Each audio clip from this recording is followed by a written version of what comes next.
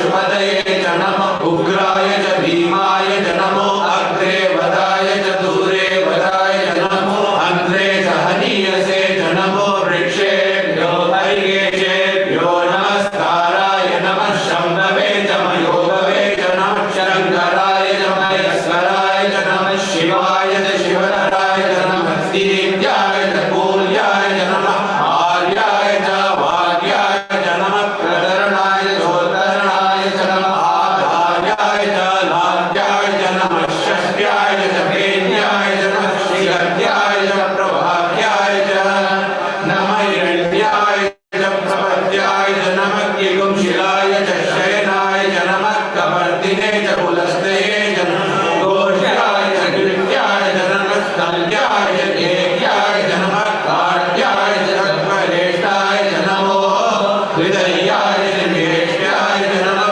पुंसव्याय च रजस्याय च नमः सूर्याय च हरिद्याय च नमो लोभ्याय च लभ्याय च नमः पूर्व्याय च सूर्याय च नमः वन्याय च परमसत्याय च नमो पौर्णमाणाय च विघ्नते च नमः आकिरते च प्रकिरते च नमो भक्तिर्येभ्यो देवानागुं हृदयेभ्यो नमो विक्षीणकेभ्यो नमो विचिन्भक्तेभ्यो नमः आनिर्भक्तेभ्यो नमः आमिभक्तेभ्यः श्रावे अन्धसस्पते दरिद्रं नीललोहित येषां पुरुषाणां येषां पशूनां आवेर्मानोपो येषां किञ्चनामवद या ते रुद्रशिवा ननु शिवा विश्वाहवेशजी शिवा रुद्रस्य वेशजी तया नो वृणजीवसे इमागुं रुद्राय तवसे कवर्तिने शैलवीराय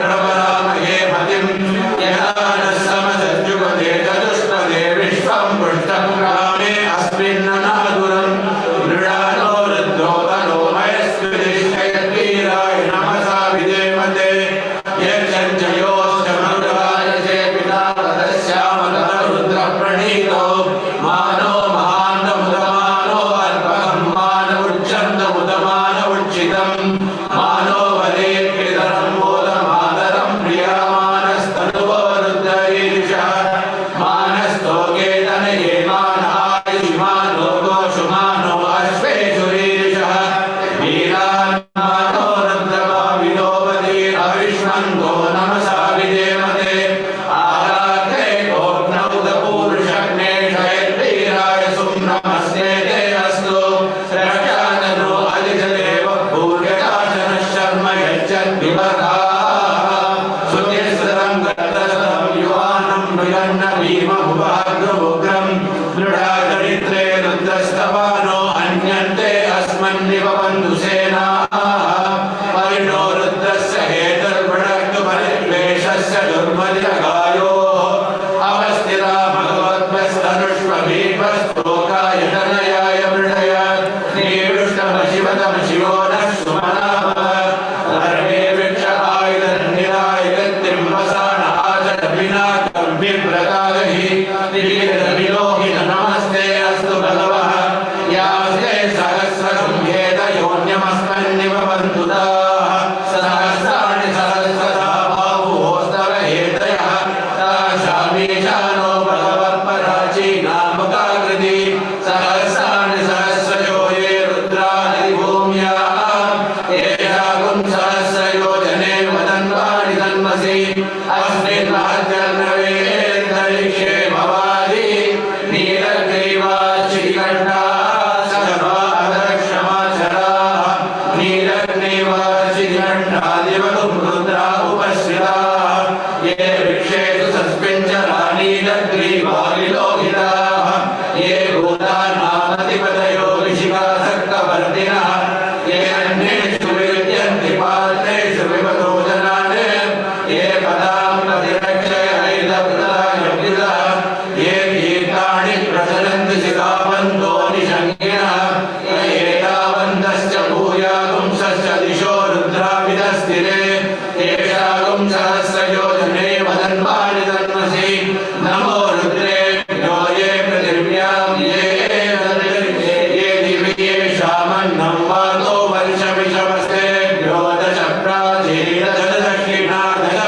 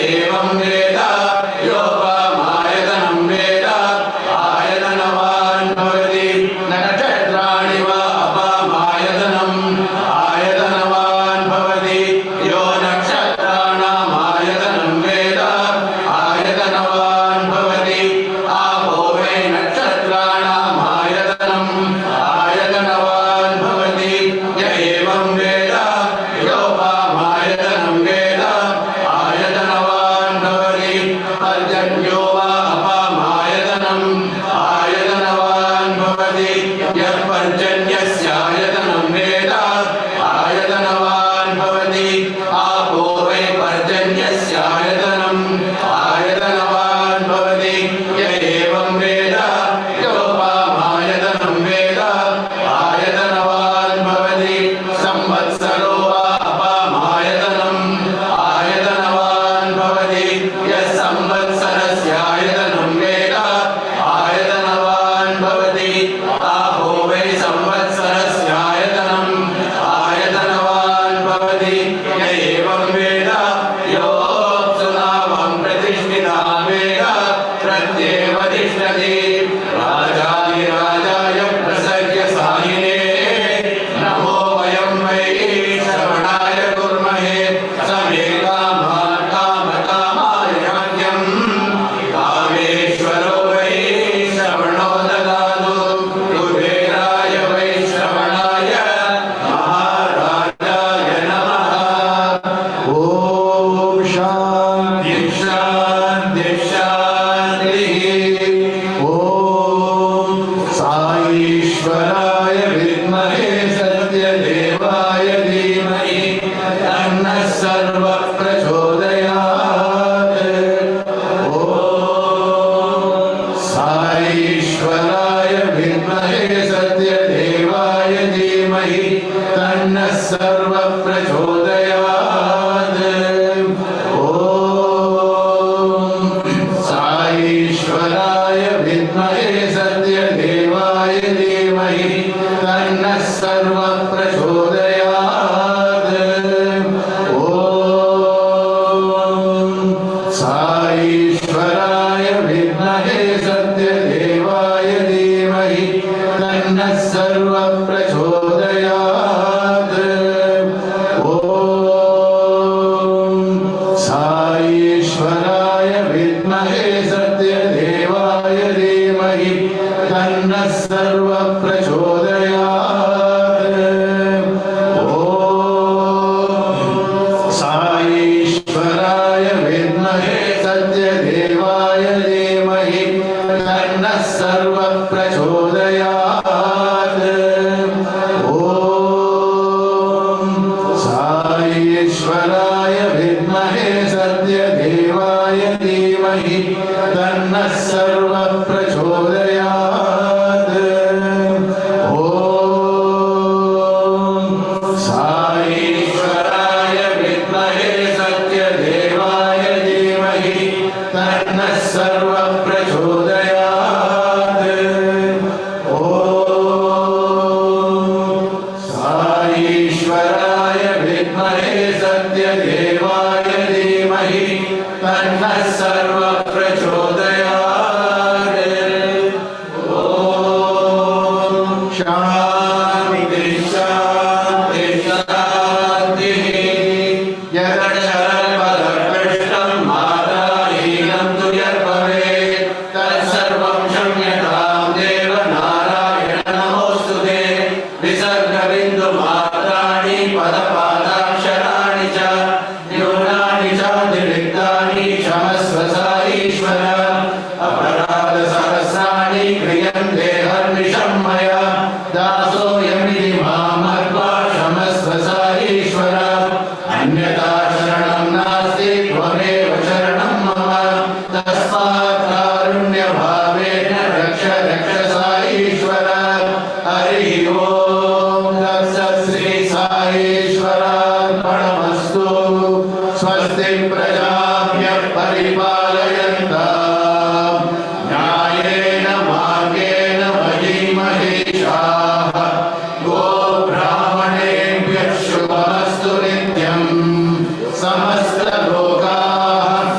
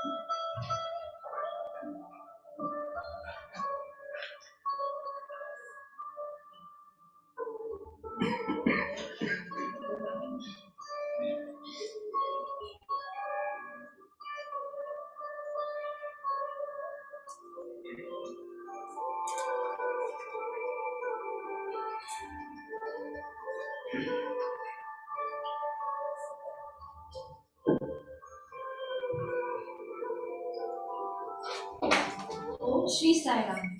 I offer my humble and loving pranams at the lotus feet of our beloved Bhagavan. On behalf of Shri Sathya Sai Global Council Abu Dhabi, loving Sai Rams to all elders, brothers and sisters. On this Aradhana day, we shall offer Shri Sathya Sai Smaranam at Bhagwan's lotus feet. This is a day where we can recharge ourselves and make our heart-to-heart connection with Swami much stronger. We shall now hear the slokas rendered by our Shakti Wing sisters, starting with Gananayaka Ashtakam, which helps us to understand the appearance of Lord Ganesha, and we must use these descriptions to fixate the supreme energy in our mind and heart so as to be able to pray and meditate with full peace and devotion. Let us pray to the leader of Ganas, Lord Ganesha, to shower his grace and protect us at all times.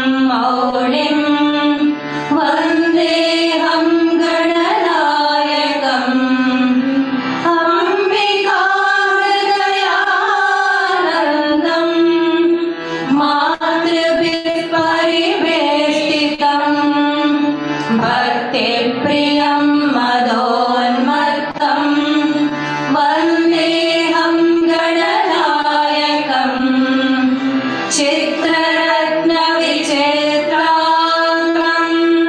चित्रम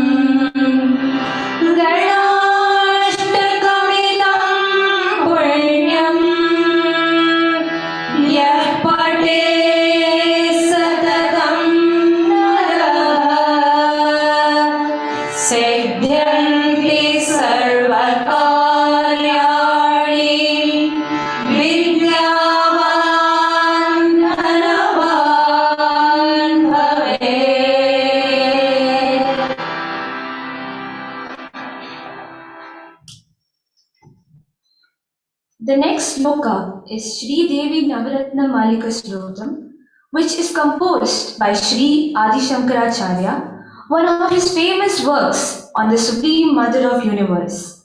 This shloka is patterned in a unique style with the meter of each stanza designed like the movement of a snake. The words in the stanza are woven in a way that look like a garland offered to Devi, and each stanza is made up for 9 gems that describe the power of Devi.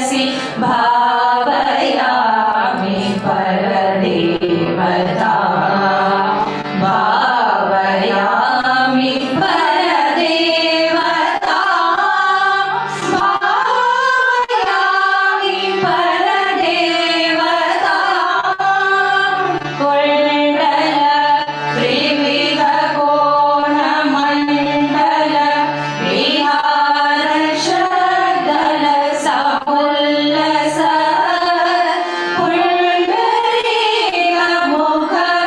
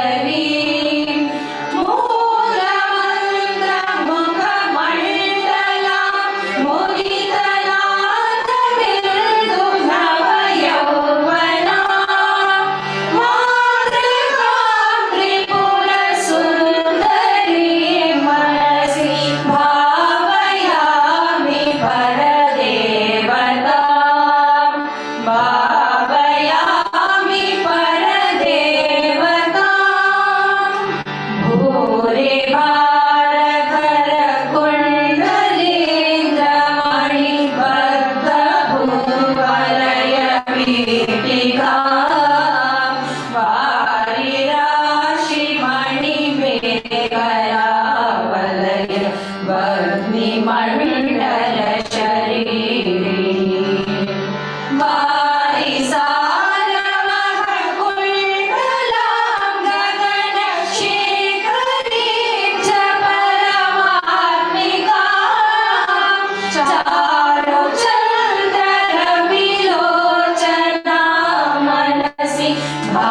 भावयामि परदेवता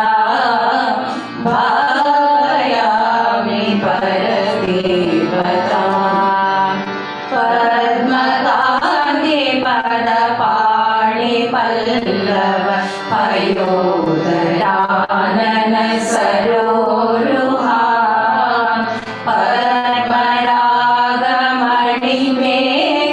पद्मरागमणिमेखलावलय निविशोभितनितम्बिनी पद्मसम्भव सदा शिवान्तमय पञ्चरत्नपदपीठिका पद्मिनी प्रणवरूपिणी मनसि भावयामि परदेवता भावयामि परदेवता भावयामि परदेवता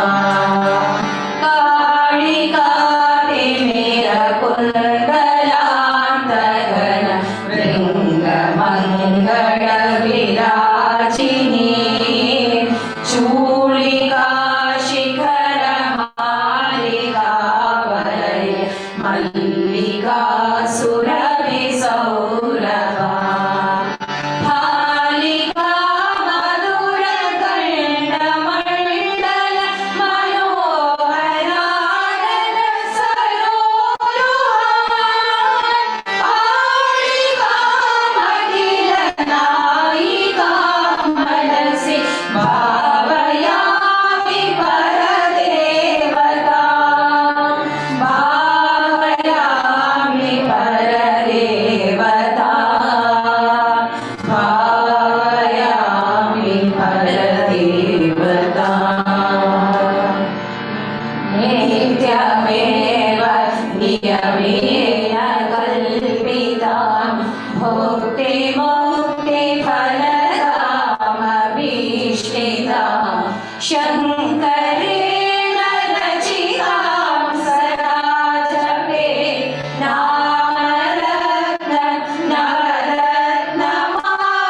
नवरत्नमालिकां शङ्करेण रचितां सदा जपे नवरत्नमालिकाम्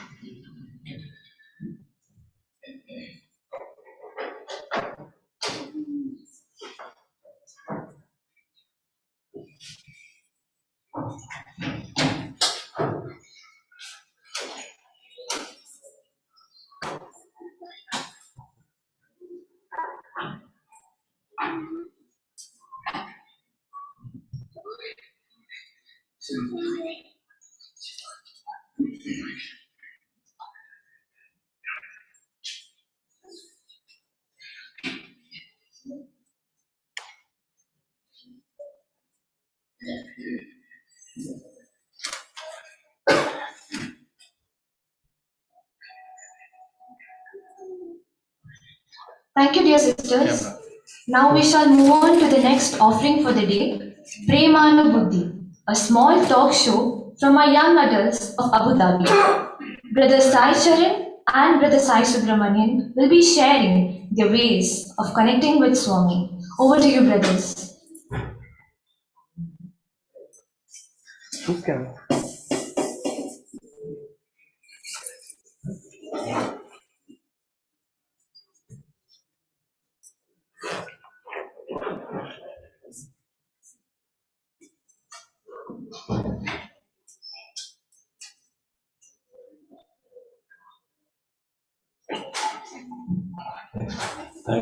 Thank you, sister, for your welcome. I offer my humble pranams at the lotus feet of our beloved Bhagavan, Sri Sathya Sai Baba Varu. Loving Sairam to all the elders and my dear brothers and sisters, and Sairam to you, brother.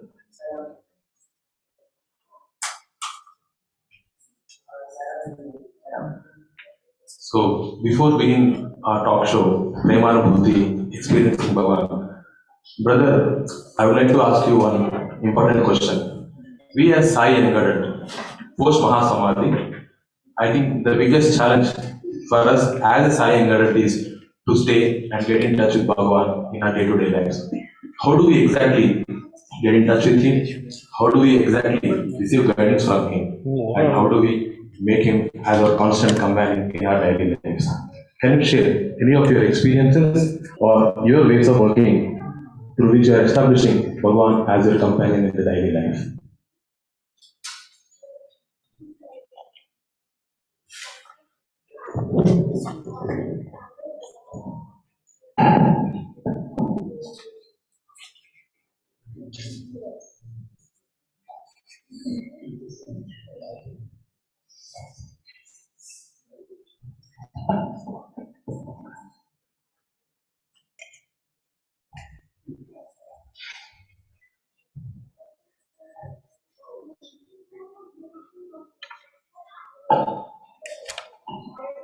Salam everyone.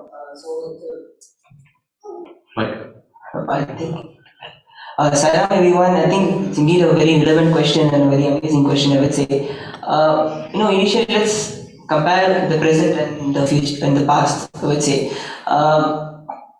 in the past we were able to see Swami's darshan. We were able to see how Swami gives discourses, his bhajans, the way he interacts with everyone. So that was quite easy for us to establish the connect because we're seeing Swami in physical presence.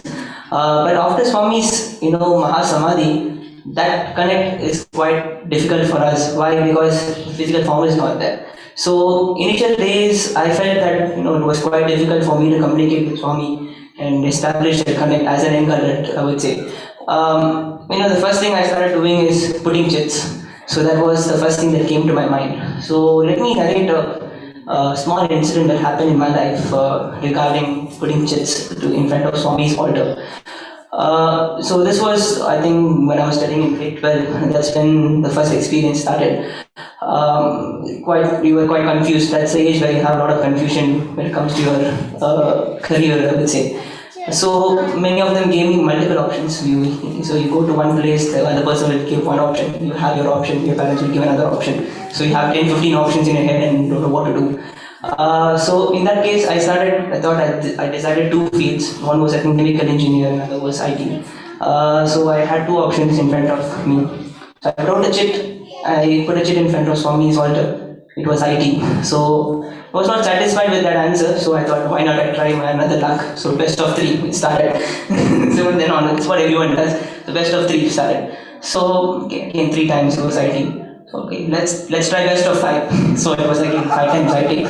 Let's go with best of 10 now. So all the 10 times it was IT. So then that's when I decided that okay, whatever it takes, I'm going to go into the computer science field. And the very next confusion is which university to go to, right? So again, this time I had 10 possible universities which I can get into. So the probability is high. Previously it was 1 out of 2, now it is 1 out of 10. So even when the probability increased, so I did the same thing. So put once, 2, 3, 4, it went on all the way till 10, and the same university came out all the way. So, this initially I joined the same university, I joined the same course, everything was going good for the first 3 years until COVID struck. That's when, a lot of things changed. It was online schools and all those things started. And I had to, if I would have not studied in Dubai, then I wouldn't have been with my parents, I wouldn't have been with my family. A lot of my friends were stuck in US, UK. They were studying in expensive schools, but they were doing homeschooling. So they were stuck there. They don't have any food. They can't go out. Some of them got into depression, I would say. So a lot of struggles here and there, and they got trapped. But for 1.5 years, I was with my parents, with my family, and Swami took care of me really well. It was one of the best decisions I've ever taken in my life.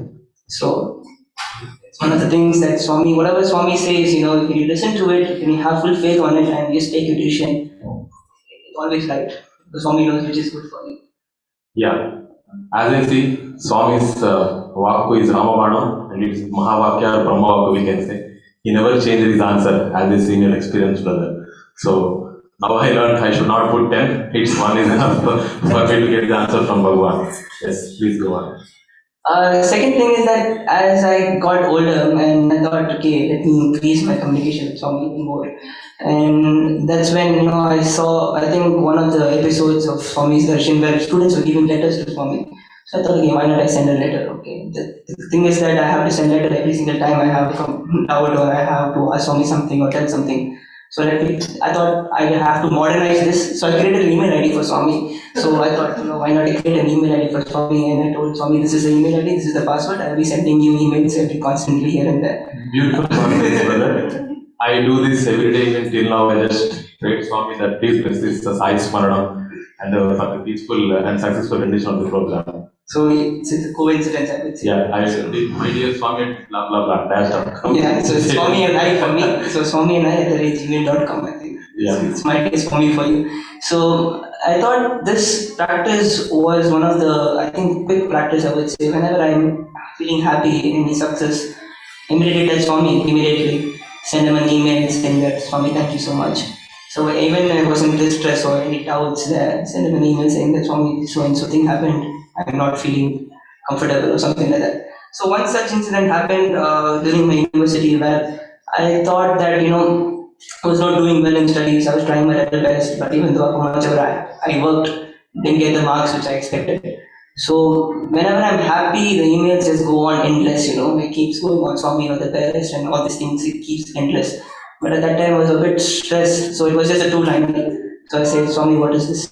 I'm not getting any results, so you take care of it. So the email ended there. And the very next day, I would say during my Balvika session, after the Balvika session got over, we usually discuss about what's going to happen in the next class. So during the discussion, one of the co-workers came and told me something called Karma Phala Tyaga. So it's the first new word for me. I've never heard this word in my life. I was like, okay, what is this? And I went back home and started doing my research. And the crux of what Karma Phala Tyaga is that I have to teach this to the kids in the next class, but I myself don't know how to do it. So it was a complete, I would say, new thing for me. So I had to go and research. The main thing about Karma Phala Tyaga is that you do your best and you offer your 100% to Swami, and whatever you get as a result is just Swami's gift to you.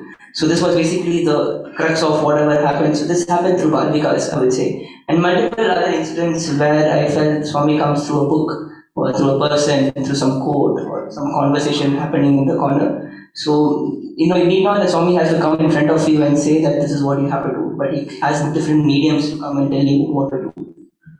Yes, brother. As I see, our Swami always says it is heart-to-heart connection. And since you questioned, Bhagwan immediately answered. But of course, he has his own timing when he wanted to deliver. Exactly. And yes, exactly. That also shows Swami's omnipresence also in another way. Yes. And what about you, brother? What about your experiences? How are you connecting to Swami? Yeah. So, post Mahasamadhi 2011, after that only I became active in Swami's world. So, I read a book called Shri to Puttaparthi, written by Dr. Kakade, where it has created a lot of very good success, I would say, regarding the comparison and the unification between Shirdi Sai and Sathya Sai avatars. So Dr. Kakade, the author, was the staunch devotee of Shirdi Sai, and then he sees Swami, and then he identifies that both are one and the same. And now I'm very lucky because he feels so bad that he couldn't see Shirdi Sai avatar. Okay, but he has a very good habit of going to Shirdi very regularly and doing Kacharita Paranam over there. So once he went there, and there he started searching for Swami's photo. Our Bhagwan's photo, he's just prayed Swami. Swami, if you both are one and the same, in Shirdi, I would like to see your photograph. Or some other way. It is happened in 1970s around, I would say. So, okay, in a small hut, I think he found one Swami's photo, blessing, and there I got Bhakti Baba's photograph, and that is a mere blessing, and I will confirm right away here that both are same, and till his last breath of life, he served as a doctor in Hyderabad and in Shivam. Okay, so yes, so this line attracted me the most. Okay, now how should I do this? Let me do one thing. So I have kept a contract with Bhagwan. It's a deal, I can say. So I have entered into a contract with Bhagwan. So Swami, wherever I am staying, you treat this as my hometown. The moment I cross the border of that city, I should see you. That is the contract between me and Swami. Either be it in your form, be it your name, be it on the other vehicle's nameplate, or be Sarvadharma symbol, or be it your coat or saying, not anything. It could be anything. But my eyes will be always searching for you wherever I go. But this is a contract which I have set with Bhagwan. So it happened once in 2014 Guru Purnima day, where I had to travel for an international assignment from Hyderabad to Ireland. So it was nice Guru Purnima day. I had a full meal in Swami's Samiti near my house, and I took the flight. As soon as the flight took off, unfortunately, it came to Abu Dhabi only. By Abu Dhabi, I have to travel to Dublin. So then I said to Swami, Guru Purnima day and very auspicious day. Now I am crossing the border. Now the deal starts. Okay, so I went for a 14-day assignment initially, but it had extended to 84 days more. So on the 34th day, I believe in the second month, so I had to go to a small town called Athlone, which is around 150 kilometers from the capital city of Ireland, which is Dublin. So I went there and I stayed there, and in one of the weekend I came to know that our flatmates were making pani puri. So in a European country, it's quite tough to get any Indian savory. So I was so attracted. Okay, let me go and have pani puri. So I went into second floor in that apartment, and then fortunately I went into one room to correct one Bhagavad Gita book. They said you have it, just read it if you are interested. So I just went into the rack to correct the book. Imagine. There's a nice 7-colored rainbow photograph of Bhagwan which play as children with beautiful Abhay Hasta on 34th day. Where is Ireland? Where is Dublin? Where is Abu Dhabi? I travel by Abu Dhabi. Where is Hyderabad? Where is Puttaparthi? I requested Swami, this is the first international assignment to me. You have to be with me. I have to see you in Ireland. Because I crossed border, right? So obviously, and then he actually answered, and later I got to know that one of the person from Anantapur used to stay in that room, and he forgot that photograph, and it is there for me. And so since I thought it was the connection of the group blessing, and of course, needless to say, Swami blessed me very well in that assignment financially also, because the assignment from 14 days increased to 84 days, so I paid more. So. That is the first thing I would like to say. And then I came to Abu Dhabi. Needless to say, I need not search for Bhagwan here, and we need not. There is no doubt that Bhagwan's presence is. We need to search for it. But so in 2019, I went to a tour for Egypt, and there the game starts again. I asked Swami, now we are into the deal. Let's play it. Please, you remember your contract, right? I keep on reminding this to Bhagwan. So we finished the Egypt tour along with my friends, and we came back. We checked in. We wanted to come back to Abu Dhabi. So we checked in the Cairo International Airport on return to Abu Dhabi. Brothers and sisters, with your permission, I would like to show one photograph. Yeah. Yes. Are you seeing Swami's name there?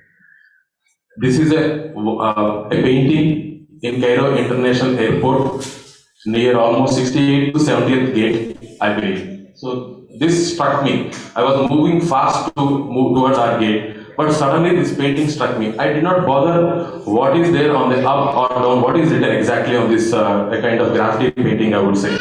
I saw Swami's name. So Swami always says respect the law of the land. It is in an Arab country, so obviously he will not support us, right? And he showed his name. It's in Cairo International Airport, 2019 March, when I was coming back from Egypt to Abu Dhabi. So I did not take this photograph, but then again I rushed back from the gate to this almost it was like half a kilometer. It was a very big airport. When I took this photograph, I would like to cherish this for a long time in an Arab country, in a Middle East region, where I was requesting for Swami's contract. He has shown this. So this is how Swami works. So whenever we ask for, he delivers the thing. So Swami always says, I'll always, fulfill your things until you ask. Until you ask what you have to ask really. That's what Swami always says. Brother, currently you're living in Abu Dhabi, so this is your residence now. So border cross means you have to also, even if you go to Dubai, that's a cross of border, right? Or you go to Sharjah also. So any experience within UAE, crossing the border? So this is a little bit interesting, I would say. So as you all know, Dubai hosted Expo 2020. So I thought, okay, because of fear of COVID, why to miss this beautiful event, because we may not be able to see it again. So then again the contract starts. So I just kept Swami's Vibhuti in my packet and then just put complete faith on Bhagavan amidst of these COVID fears. Along with our family, we traveled to Dubai. So on the day one of the expo, we finished everything of our visit, and then we came back we were almost rushing back to the entrance to take taxi and go back to the hotel. So suddenly, I was just crossing the Thailand stall. Brother, can you? Yeah. Can you zoom in? Yeah. So it was just kept for 5 minutes. I think there near the Thailand stall in the Expo 2020. It's happened just 2 months, not even 2 months before, on March 5th or 6th, I believe. So I don't bother what is written there, Karthom or what is it. It doesn't matter to me. Did Swami came or not in any form. So that's how I would like to have a connection, and that's how with the experiences of Dr. Kakade in the book called Shri Puttaparthi, with Bhagwan's grace, I started training myself. Wherever I go, you may be wondering why are you searching outside? Maybe after searching out and out, after multiple years, maybe I'll start searching within. So this is my habit of keeping Bhagwan as my constant companion, brother. This is how this happened in UAE. As you asked, this is the answer. Wow, this is a fantastic and amazing experience that you shared. A couple of things I would like to, which I learned from your experiences, that one, Swami is listening to whatever we are saying, so he's constantly listening to us. And number two is that whatever is his devotees wish, he fulfills it in the right time, and he shows his presence all the time. Throughout this thing, you might be wondering, it's the main crux of this particular conversation or discussion that we are having is to tell you that not basically within the email ID creation or basically having a contract with Swami, that's not the main thing. But the main thing is to keep Swami constantly a part of your lives. So the moment you do that, you start experiencing Swami more and more and more, and then you establish a more connection with Swami, and you get a lot more experiences in the future. Yes, brother, 100% agree. This is what Bhagavan has given us assurance. As he said in one of the discourses, or I would like to say one of the poem in Tapovanam, Bhagavan said, Adavilonunna, Akashamunanunna, Pattanamunanunna, Pallenunna, Guttamidunna, Nattedanunnanu, Madini Sai Ninnu, Maruvadepudu, Madini Sai Ninnu, Maruvadepudu. In nutshell, if I translate this, wherever you go, Bhagavan networks follows. You can't escape from him. We thank Bhagavan for giving this beautiful opportunity.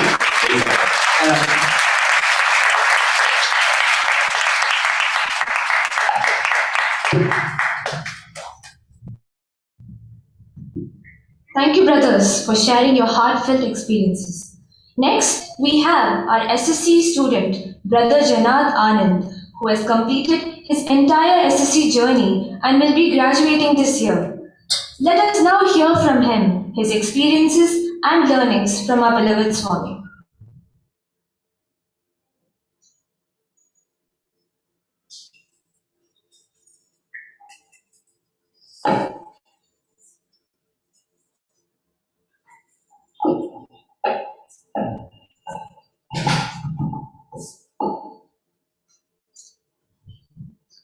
Sairam, my humble pranams at the lotus feet of our dear Bhagavan. Loving Sairam to all. First of all, I want to welcome you all on this Aradhana day.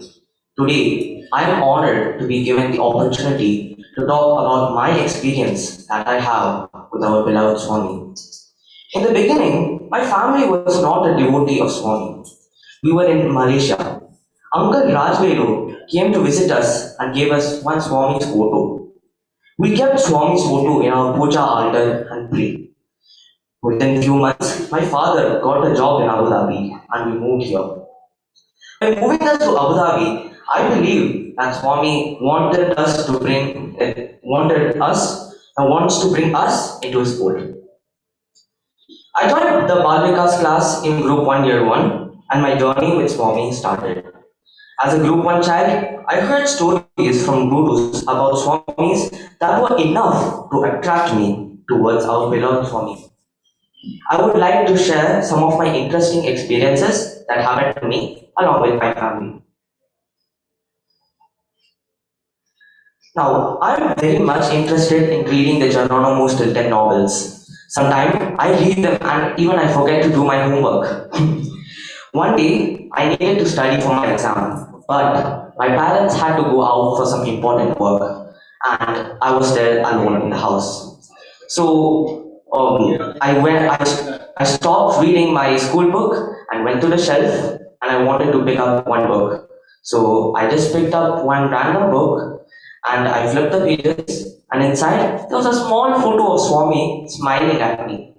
I was shocked and surprised, but then at that moment I had realized that Swami is present everywhere. Swami is also watching us constantly and wants to see that I should do my duty correctly. In another instance, I had visited Puttaparthi with my family and stayed there. I enjoyed it very much listening to the bhajans in the Gulwant Hall. Next day, I had the breakfast in the South Indian canteen. I took 3 idlis, but I was only able to eat 2 and I left 1.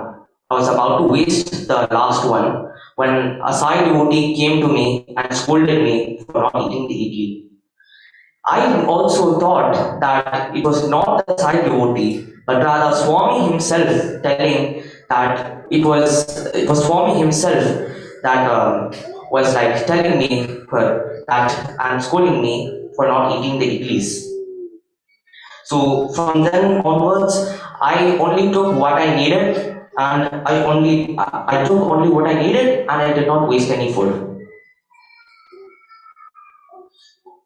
So once I also had the influenza. Doctors asked me to take a blood test. So I was very much frightened because of the injections. So my mother gave me Swami's vibhuti to put in my mouth. I was sitting and closing my eyes and chanting the name of Sai Ram, Sai Ram, Sai Ram, Sai Ram. And hearing me chanting, the nurse actually told me she was a Swami student and she was a devotee of Swami. She told me that that I will never feel any pain during the injection. And surprisingly, I never felt any pain, and my result was normal. So I felt the power of Buddhi and thanked Swami to be with me always. In another incident, my father bought me a brand new Nokia phone, where I kept Swami's photo actually as the home screen. I took it to the park and was riding it on my bicycle. And I was enjoying and playing in the park, and I did not realize that my phone got lost in the park. When I went home, I had only realized that the phone was lost in the park. I began crying as it was a new phone. And I asked my dad to call the phone. So later on, he called the phone, and someone at the other end had actually picked it up and told us that they had the phone. And I was really shocked and surprised that I thought that my phone would never be retrieved, but with Swami's grace, it was retrieved. So I wholeheartedly believe that I got back my phone just because of my faith in Swami, as also the power of prayer. So I feel Swami's presence every now and then. Even when I was asked to give a speech for today's Aradhana day, I was doubtful if I could actually speak. But I prayed to Swami to guide me. But then I remembered my Guru emphasizing Swami's quote, "Give me your availability, I will give you the ability." So I said yes, and here Swami gave me the ability to talk all in front of all of you. Thank you very much. I humbly thank our beloved Swami and my gurus who have made this possible. Thank you, Jai Sai.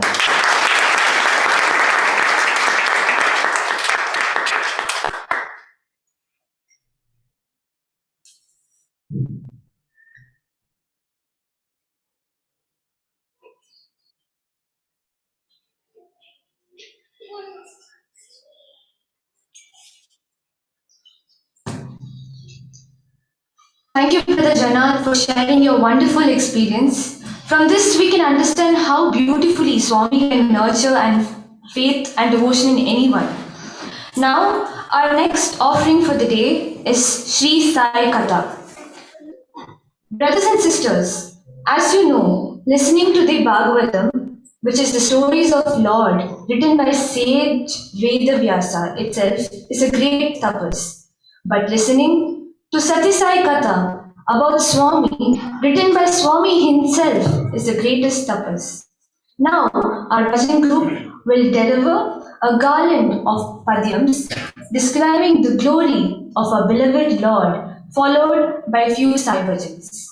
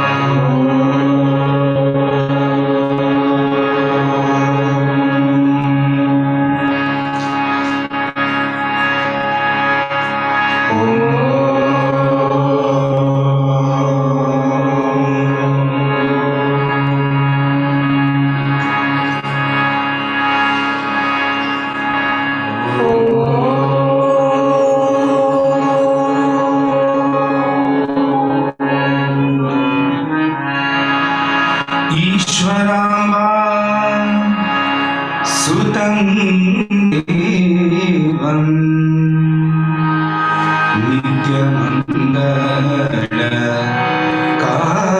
नित्यमङ्गलकारिणं वेङ्कावदूतं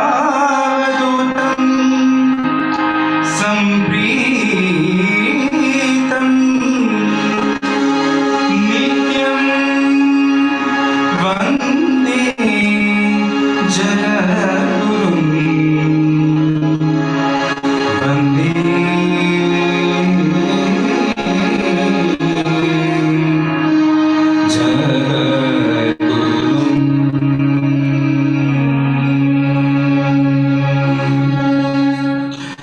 Om Shri Sai Ram, offering our most heartfelt pranams at Swami's lotus feet, dear elders, dear brothers and sisters. When Parikshit came to know that he was cursed by Seth Shringa, that he has only got 7 days left to live, he came back to the palace, he sat outside, called all the scholars and asked them this question: what is the dharma of a person who has got just 7 days left to live?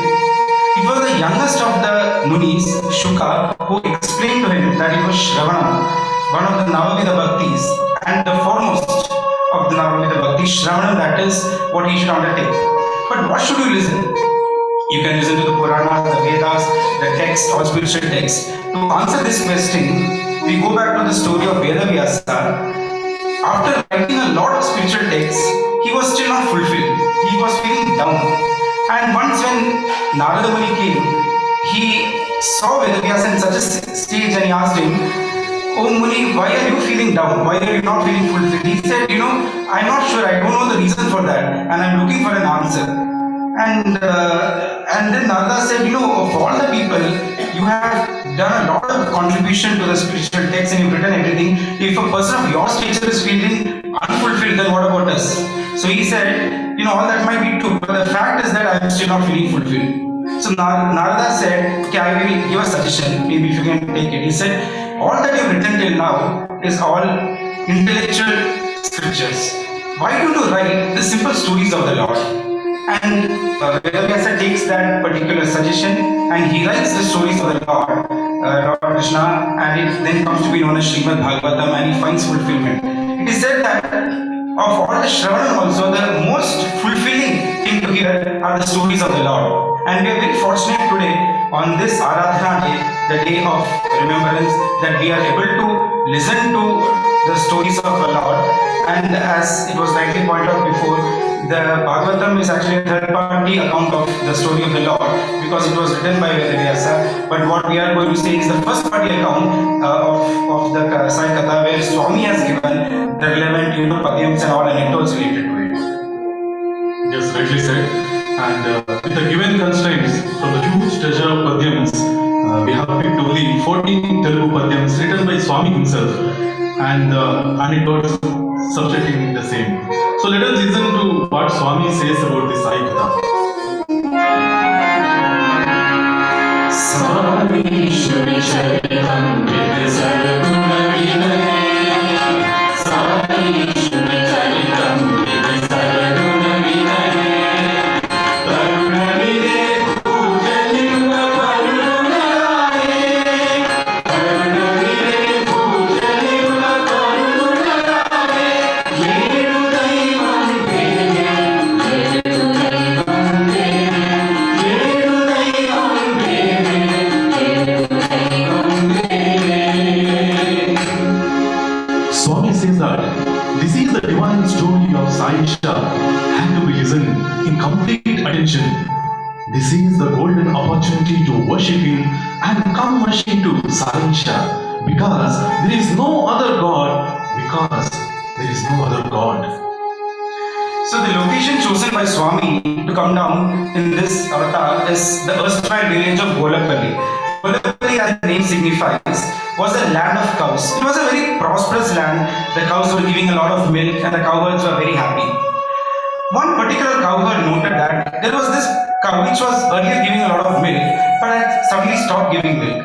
So he wanted to find out the reason for that, and he followed this cow to the grazing ground. And he was shocked to see that at the time of grazing, a snake comes out and drinks up all the milk from the udder of the cow. And the cowherd feels very angry and fit of rage because he feels that the snake is robbing his milk, what he is supposed to own. He takes a stone and throws it at the snake and kills it. And it is said before the snake dies, it looks up and gives a curse on that particular land, and from the land of cows it becomes a land of anthills. It becomes to be known as Varmikapuram. Varmika means anthills and Puram means the location. And it just doesn't become a land of anthills, it becomes a land where the anthills becomes multiplied. So anthills again means putta in Telugu, and Vardhini means multiplication. So slowly that area came to be known as Puttavardhini, and Kollukiri then finally came to be known as Puttaparthi. And this is the location which Swami has actually chosen to take birth.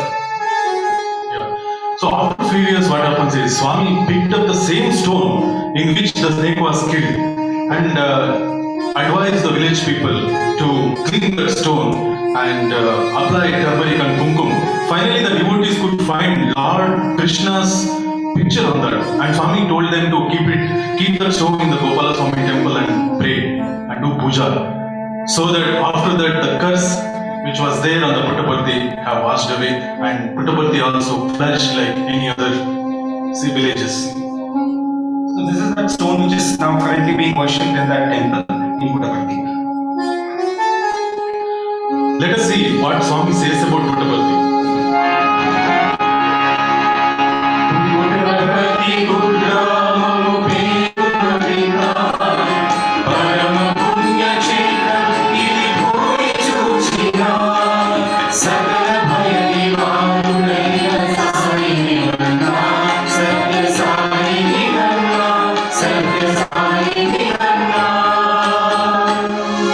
Swami says that Puttaparthi was a tiny village which was unheard of.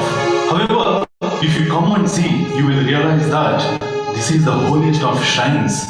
That is because you can see Swami, who is the remover of all the fears. You can see Swami. You can see Swami. There is another reason that Puttaparthi is holy. Let us hear what Swami says about that.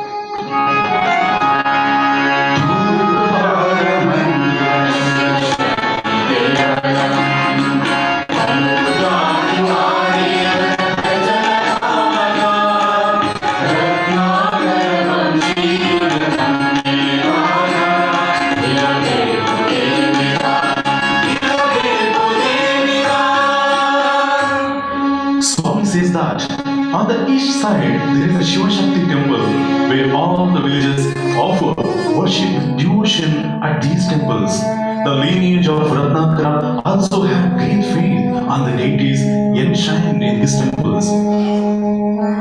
That is why Swami chose to born in Ratnakara Vamsham. The family that Swami was born are called the Bhattarajus.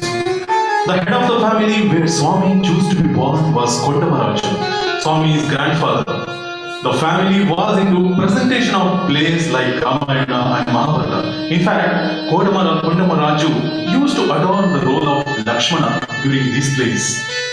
This is a photo of Swami's grandfather Kottamaraju. Kottamaraju had a very significant effect on Swami's entire life because he was the first person to ever have acknowledged Swami's divinity, that he is God. And the reason is because he had a preceptor called Venkavaduta and a resident of that particular area. And as these Avadutas, they keep on going from village to village. And whenever he comes back to Puttaparthi, he used to make it a point to meet Kottamaraju. Once when he came, he said, "Oh Kottamaraju, we are so fortunate." And he said, "More fortunate are you? You are so fortunate." So Kottamaraju asks, "Why am I so fortunate? What have I done?" He says, "Because I got a vision that the Lord Shiva and Shakti is going to take birth in your family." And then Swami later says, the reason for that, there is a story where Bharadwaja Muni goes all the way to Kailasa to invite Lord Shiva and Shakti for a yajna which he wants them to preside. And they are doing Shiva Tandava at that point in time, and Shiva does not see the Muni, but Shakti sees. But she chooses to ignore him, and she even gives a small smile. And waiting there for 8 days, Bharadwaja Muni decides to come back because he feels, either I'm ignored or rejected. I'm not sure what is the reason. And as he turns back from Kailasa, he gets a stroke and he falls down. Lord Shiva at that point in time sees Bharadwaja Muni, he comes rushing and then holds him. And he says, I'm very happy with your patience. Now I realize that you have been waiting here for 8 days. And for that, definitely both of us will come and preside in your yajna. And on top of that, he said, I will give you two boons. So the first boon that Lord Shiva says is, both of us together will take birth in your family 3 times. Once as Lord Shiva, once as Lord Shiva and Shakti, and last as Shakti alone. So that is why Swami says the Shivdi avatar is the avatar of Lord Shiva, the Sathya Sai avatar is the avatar of Lord Shiva and Shakti, and finally the Prem Sai avatar is the avatar of Shakti alone. And the second boon is what Shiva says is that because I know that Shakti has actually seen you and ignored you, in one of these advents, in one of these avatars, Shakti will also fall and have a similar stroke like you have now. And it was in the year 1963, just before Guru Purnima, Swami has a stroke and all the people get him down on the dais, and then Swami takes water from his right hand, sprinkles on his left side, and then he gets up and gives a discourse. And Swami that time says, this is the curse which was pronounced by Lord Shiva long back. And the fact that Swami is, against Shiva Shakti Swarupa, there will be a lot of instances where Swami has shown this. And one instance that I can remember right now and recollect is once Swami's daughter is their daughter Alrija. So Swami has given him the opportunity to once in a while come and take his medical details, because he's very close to him. And then once when Dr. Alrija goes inside the interview room and he takes Swami's BP and count, he says, Swami, your blood pressure and everything is very low. I can't believe it. And then Swami says, so what is the diagnosis? He says, it means that you're having a stroke right now. And Swami says, oh, is it okay? Is there anything else that you want to see? And then he thinks and he says, can I check the other hand? And then he checks the other hand and everything is perfect. And he asks Swami, how is this possible? Because medically it's not possible for a human being to have 2 different, meters in 2 different hands. And he says, today Shiva is a bit weak. That is the reason, Swami says. So, and that's how, again, with a lot of things, Swami finally says that he is Shiva Shakti Swarupa. Yeah, as we proceed with the beautiful story of this family, let's see what Swami says about this family.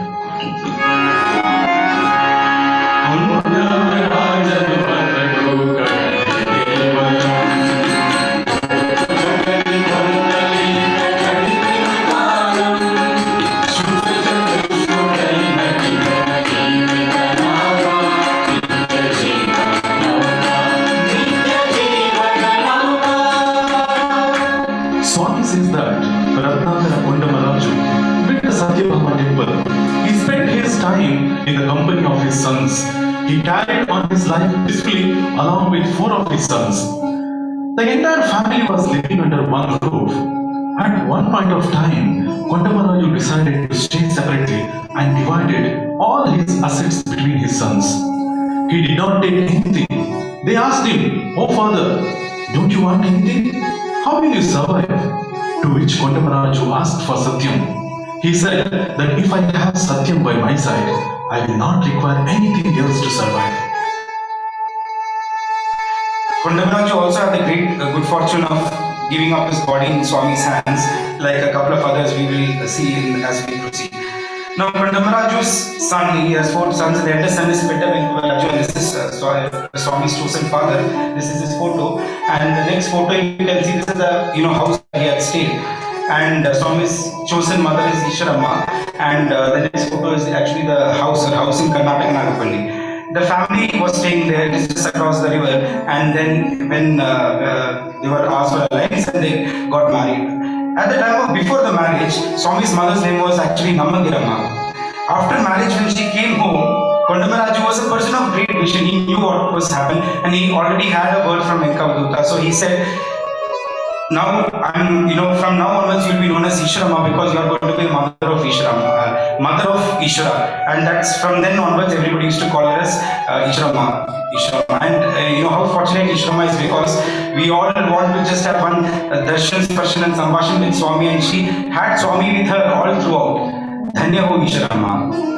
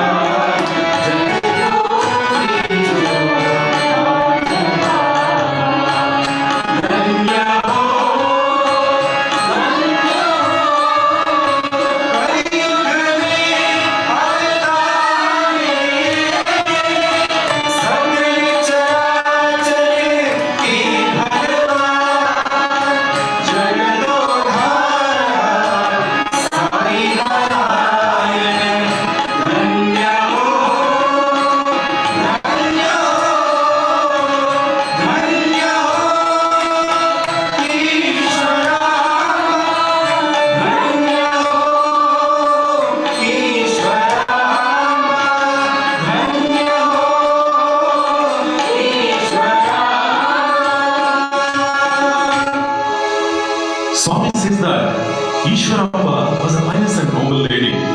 All mothers want their children to be happy, but Ishwaramba was not like that. She wanted everyone around her to be happy.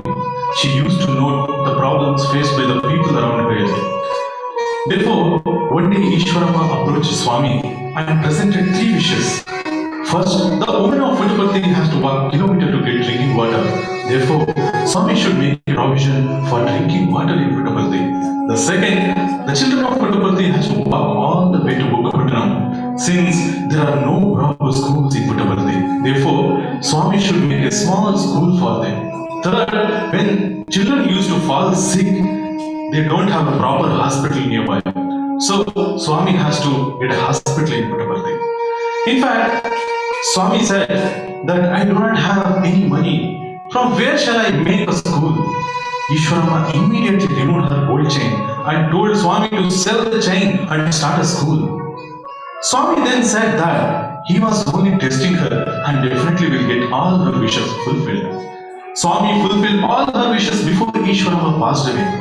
Desire for a well led to a water project. Desire for a primary school led to a university, and desire for a clinic led to a super specialty hospital. Swami says that the closer you are to God, the bigger is the Maya, the effect of Maya. Because Ishwarama was so close to Swami, she was the last person probably to recognize the divinity in Swami.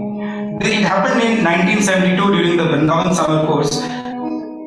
Ishwarama had taken permission to come and attend it with the ladies, and she was given an accommodation right under Swami's accommodation. And on the 11th day of that particular summer course, she gets an experience. The next day, she tells Peddabotu. Peddabotu is another devotee of Swami who had the fortune of having seen Shirdi Sai Baba and Sathya Sai Baba in her own lifetime. So she says, Peddabotu, I want to tell you a secret, but you should not tell this to anyone. So Peddabotu says, yes, tell me what is the secret. She says, our Sathya, he's actually God. And then she says that Peddabotu starts laughing. So Ishwarama says, I'm telling something very serious and you're laughing. So she said, no, I'm not laughing at what you said. It is that you have told something which we all know, and finally I'm happy that you have realized it. So when Peddabotu asks her, can you tell me how did you find this out? So seems that Ishwarama was having fever for the past 4 days, and the previous evening Swami comes to her in her home and asks her, how she says, Swami, I'm having fever and I'm having body pains and it's not going. So she says, don't worry, everything will go, everything will be okay. And suddenly as she's talking to Swami, Swami's form changes and she then sees Lord Sri Rama there. And she's completely, she says, I'm actually able to see Rama with the big crown and the bow, and that is there for couple of minutes, and then she describes exactly as this shloka goes. Shri Ram Dasharatha Aprameyam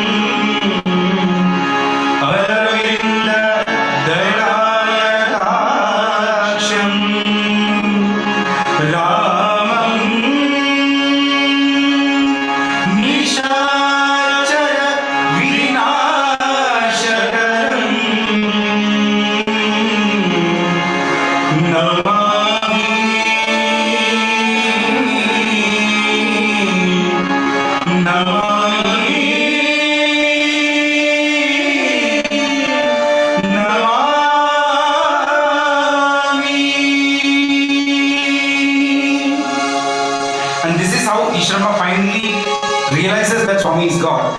And the next day, which happens to be 72, she gets up in the morning, it's around 6 in the morning, she finishes her morning coffee, and as she's sitting in the veranda, she cries out to Swami, says, Swami, Swami. And then Swami suddenly runs down and says, wait, I'm coming. And then Swami holds her, and in Swami's hands, she finally gives up her body. She was such a fortunate person, like the grandfather, who was able to give up her body in Swami's hands itself. Let us hear what Swami says about Ishwarma.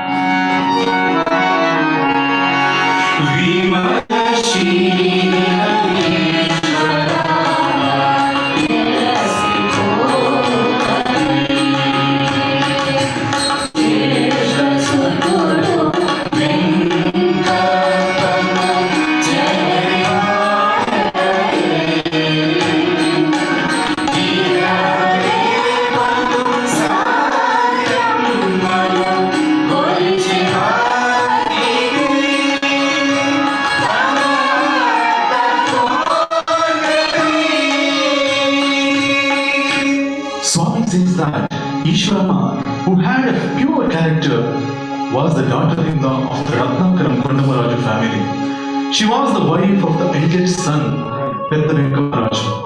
She offered prayers at the Satyabhama temple at the insistence of her mother-in-law. Before we come into Swami's birth, there is another person we have to cover in our course, and that is none other than Karnam Subhamma. Just like Krishna had a foster mother and a birth mother, Swami also had a foster mother and birth mother, and Swami used to look at Karnam Subhamma as his foster mother. This is the left photo is Karnam Subhamma.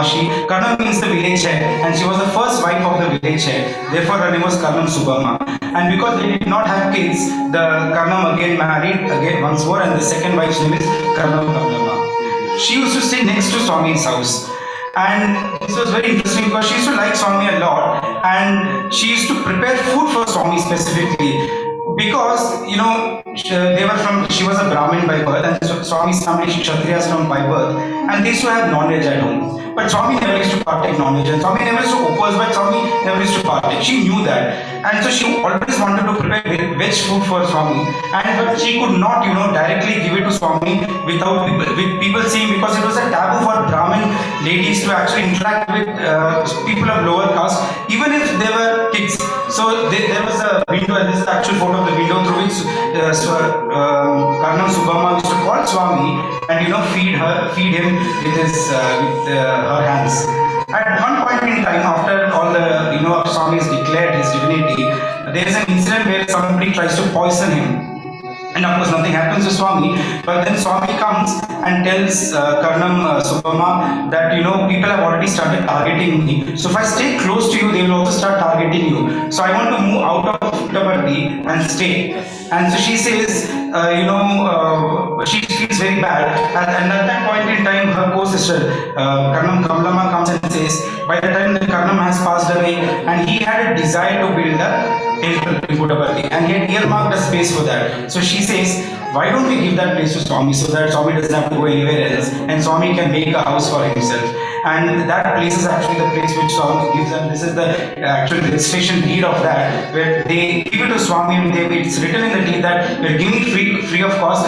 The only thing that we want in return is punya for all our births that we want, and then after Karnam Subhamma passed away in 1944, it's in 1945 that Patamandiram is inaugurated, and this is the invitation card Swami had actually prepared for that.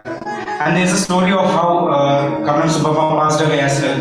So Swami comes to her and asks, I want to give you something. Please ask for a boom. And imagine if Swami were to ask us, we will have a big list. But she says, I don't want anything. You have given me, in fact, the biggest boom that you have given me is that I'm childless, so that I can take you as mine. I was able to see you as my own child. And he says, no, Subhamma, I'm actually indebted to you. I want to give you something. And then Karnam Subhamma says, if that's really the case, I have just one wish, that my last moment of my life, before I leave, I want to see your form, you to be there physically. And 6 years later, Swami is in Madras, when actually Karan Subama passed away. And the next day when Swami comes back, everybody's gloomy and they say, Swami, do you know that Karan Subama passed away last night? And then Swami comes there and asks, where is Subama? They say, the dead body is there in the veranda.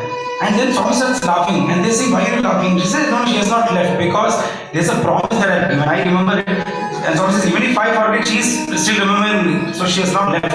Swami then takes the blanket and the body is actually kept overnight and there's full of ants and all. Swami called Subama and she opens her eyes and then sees Swami and asks Swami, how are you doing? And then Swami is very happy. Swami says, Manchini. And Swami says, I'm going back. Swami, and she says, don't go, please wait. You send me to wherever I have to go and then you leave. And then she closes her eyes and that's how in Swami's hands she again leaves her body. Even at that point in time, she never asks for moksha or anything. She just says, no, wherever I have to go, you just send me and you can leave. And that she again has got the greatest good fortune to leave her body in Swami's hands. So let us hear to what Swami says about his birth.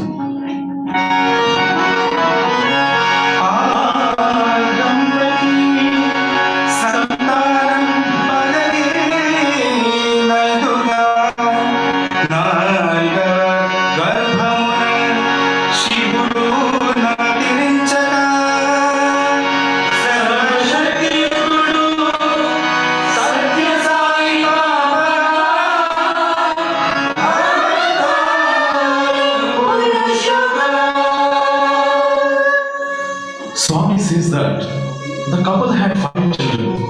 The 4th child was none other than Lord Shiva himself. The all-powerful Lord was born as Sathya Sai Baba, who is the avatar of the age. Satyam was the leader of the entire children group in Puttaparthi. However, unlike the other leaders, Satyam always used to inculcate good values in them by teaching them the stories and bhajans. In fact, at the tender age, Satyam formed a Pandari Bhajan group where the children used to go village to village and sing bhajans. Yeah, actually we used to just show this. This is actually the astrology of Swami when Swami was born. He was born on 23rd of November 1926 and at 5-6 in the morning. So got this to show it. Now Swami, as Kirti was saying, Swami used to connect with these kids and they all used to be drawn so much to Swami, and they were not drawn to Swami as God because by then Swami has not told anything about divinity, but it was very natural for Swami to actually attract all people around him. And when so we speak about Swami's friends, Swami talks about 2 people specifically called Ramesh and Paresh. They were Swami's friends in Kamalapadam when Swami moves there, which we'll see later on. So they were so close to Swami that they always used to come and want to be with Swami. They didn't want to do anything else. They in fact used to sit. They just used to come to school to sit with Swami. And finally, when Swami leaves Urvakonda, they are unable to bear the pangs of separation. You can imagine, it is not like a god devotee. They are just not able to bear the pangs of separation of their best friend. And Ramesh they become delirious, and Ramesh actually runs into a well and dies. And then Paresh becomes mad and he's admitted into a mental hospital. A lot of the parents take him to a lot of mental hospitals, and then finally he's admitted in Bellary mental hospital. And the parents come and tell Swami, why don't you come? Maybe if he sees you, he might be all right. And the Swami goes all the way to Bellary mental hospital, and as soon as Paresh sees Swami, he just calls up Raju, and he falls down there and he dies. And because these 2 friends of Swami, they gave up their bodies because they could not bear the pangs of separation. Swami says they were reborn again as 2 puppies. They were called Jack and Jill, and they were the only pets that Swami ever had staying with him. And then finally there is a story of again how Jack and Jill gave up their bodies and merged into Swami. There is also, as we just go, but also there is a photo of Krishna, P.P. Krishnamachari. He is the person who's most fortunate to do the Aksharabhyasam for Swami. He is the person who held Swami's hand and then wrote Om on the sand and initiated him into education and Vidya. It's very irony that he had to do that for Lord Saraswati himself, but it's again a great good fortune. And this is the photo of the primary school which Swami initially learned for a couple of years, studied there. Let us hear to what Swami says about his own childhood.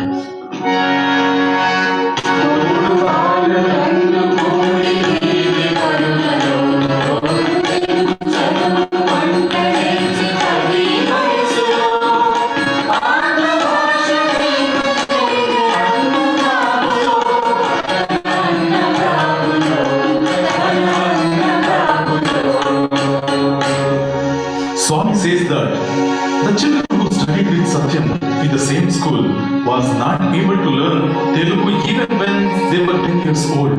However, Swami was able to learn English by then. Therefore, he was sent off with his brother for further guidance. Yes, so as Kirti said, Swami was sent off with his brother Sheshamaraju. Sheshamaraju had just got married by then. He got a post of teachers training in Kamalapuram area, and it was his in-laws house. So he decided that let me take Sathya also along with me because Kamalapuram is much bigger town and much better. They've got a better school there, and so he brings Swami to Kamalapuram, and his parents naturally send him off. Now, one of the reasons why Swami is brought to Kamalapuram is because in Puttaparthi he keeps on doing all these chores. He goes to all the houses, help the people. At least when he comes to Kamalapuram, he will sit and study. But in Kamalapuram also, that was not the case. If you see, because he was actually the brother of son-in-law, and Swami was not given much importance in that house, not much respect in that house, and each phase of Swami is actually lesson as to towards humanity. And this phase where Swami stayed in Kamalapuram is exactly what Swami says how a human being should live if he doesn't have any resources. So it was exactly like that, because Swami did not have money in Kamalapuram. Nobody gave money. And he just had one pair of dress. There was a shirt and a knicker. That's all that Swami had. And he used to come back from school every day and he used to wash the clothes. And while washing, he used to put the towel and wash the clothes because Swami did not have another pair to change into. You can imagine. If we open our cupboards, I'm sure at 10, 20, 30, I don't know how many pairs of clothes, but Swami had just one pair of clothes. And if that pair of shirt or knicker tears, Swami says what he will do is he will go to the nearest cactus plant and take the biggest thorn, and Swami put it, because it says Swami doesn't have a resource even to get that stitched. That is how Swami had stayed in Kamalapuram. And his daily breakfast was something which is called sankati. That is the ragi, which is from the previous night. It is kept overnight as a ball, and Swami says by morning it becomes hard as a stone, and you have to actually put it in water and add some salt. And that was the food that Swami used to eat every day. Before he used to finish all the household chores. So there, because he was there, he used to clean the house.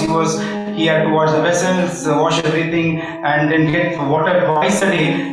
With barefoot, he had to travel 3 kilometers morning and evening. Drinking water used to get over by then, and that's how. And then Swami used to also get a lot of beatings because Swami was not a very obedient child to their parlance, and it was not a very great stay that Swami had there. And when we talk about Kamalapuram, one of the incidents we have to definitely speak about is the incident related to Pushpagiri fair. So every year, the scouts of the school used to go to a cattle fair in Pushpagiri. It is around 30 kilometers from Kamalapuram by bus. And to go there, they require two things. One thing is you require a scout uniform, and then you require 12 annas. Now Swami neither had a school uniform nor 12 annas. So Ramesh, Swami's best friend, he knew that Swami doesn't have a uniform. So he asked his father, who is a government servant, and he's got some resources. He says, "Father, I want one extra pair of scout uniform." He says, "No problem." In fact, he gets 2 extra pairs done. That's what Swami says. And he packs it, and he knows if he directly gives it to Sathya, he will not take. So he keeps it, he packs it and keeps it under the desk and writes a letter to Swami saying that Swami, you should please accept this gift.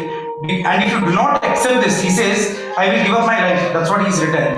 I mean, we have all heard about devotees telling, Swami, please answer my prayer. If you do not give me boon, I'll give up my life. But this is the vice versa. So Swami says, if you do not accept my gift, I'll give up my life. And Swami very nicely, writes a response saying, friendship is not give and take.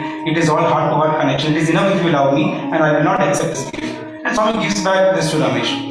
Now Swami wants to go to the Pushpagiri fair with the children, and he neither has 12 annas nor the uniform to go. So Swami decides, I will not go. The day of the fair comes and all the children have to go. The bus comes, and as they're getting on, they realize that that Satyam is not there with us. So all of them come home and they say, no, you have to come with us. And then naturally Swami cannot go. He doesn't have money. So he says, I am not keeping well. So Swami tells in his discourse, I can't tell it is fever because they will touch and say you do not have fever. Because I have got stomach ache.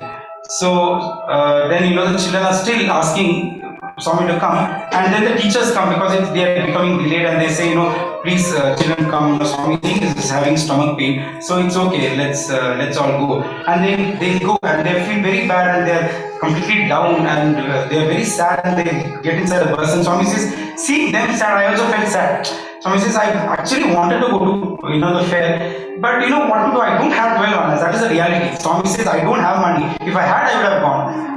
And you can imagine our Swami saying the Lord of the Universe, but that is what he wants to teach. He says, I don't have money. But then Swami says, okay, I'll try to figure out something. I'll try to get some money. So he calculates and figures out this 12 annas is basically for transport, food and stay. Transport, he figures out, this is a photo of the Pushpagiri fair. So transport is basically 30 kilometers by bus. He says, if I walk through the fields around 11 kilometers, I'll try to walk, it's okay. Accommodation also, I'll sleep under a tree, but food is something, I cannot go without. He calculates and figures out, with 5 annas I can actually have food. So Swami doesn't have money, so naturally what he does is he takes his textbooks and tries to find a buyer for that. And he gets another student who says, I'm okay to buy your textbooks for 10 annas. So Swami says, no, I don't want 10 annas, I only want 5 annas. And Swami actually sells their books for 5 annas. And these annas are not actually 5 coins, it is multiple coins. As Swami says, they are in the old Dhamidis. And it's a big bag of coins that the child gives, and Swami ties it around his waist, and Swami comes home, and right in front of the door, it breaks open and all the coins fall down. And Swami's sister-in-law Shushilama comes out, and she sees Swami with money, and she knows that Swami doesn't have money. So she therefore presumes that Swami has stolen this money. So she gives a nice thrashing to Swami, confiscates this money, and she throws him outside the house. Now Swami, he has sold his textbooks and still he doesn't have money. So he said, okay, now anyway I've decided I will go and walk. So Swami walks entire night, the entire night till morning to reach Pushpagiri, around 6-7 hours. And Swami says, in between I felt thirsty, but what to do? I do not have, there are no human beings on the entire way, and I have to reach all the way there. And Swami says, luckily I found a trough where, water is kept for buffaloes and cows during the summertime, and I drank water along with them. And then Swami goes to Pushpagiri and Swami reaches there, and then everybody is very happy to see Swami. And then Swami spends some time there, and then Swami returns with his kids back home. Now Swami's sister-in-law was carrying at the moment in time, and Swami thought that as a tradition, when you come back home, you should give some fruits and flowers. So Swami actually gets something for her, and as he enters the house, Sheshamaraju is sitting there, and he's drawing something with his ruler, and he sees Sathya, and he feels very angry that you have gone and for 7 days you are not there and nobody is there to do household chores here. So everybody is stressed out, and he takes a ruler and beats Swami, and Swami's entire hand gets swollen and it's bandaged up. And Swami goes as it is, and next day for some reason there's a miscarriage at home, and then a telegram is sent to Bukkapatnam, because from there only it goes to Puttaparthi. And Swami's father, who had come to Bukkapatnam at that point in time, sees the telegram and comes. When he reaches Kamalapuram, he looks at Swami's hand and says, what happened to you? He says, no, I fell down, that is the reason. And Swami nicely tells him discourses that all the kids, you all go outside, so feel a lot of difficulties. But when our parents ask, you should always tell I'm happy, because you should never tell your problems. That's how Swami says, that's how I have always been.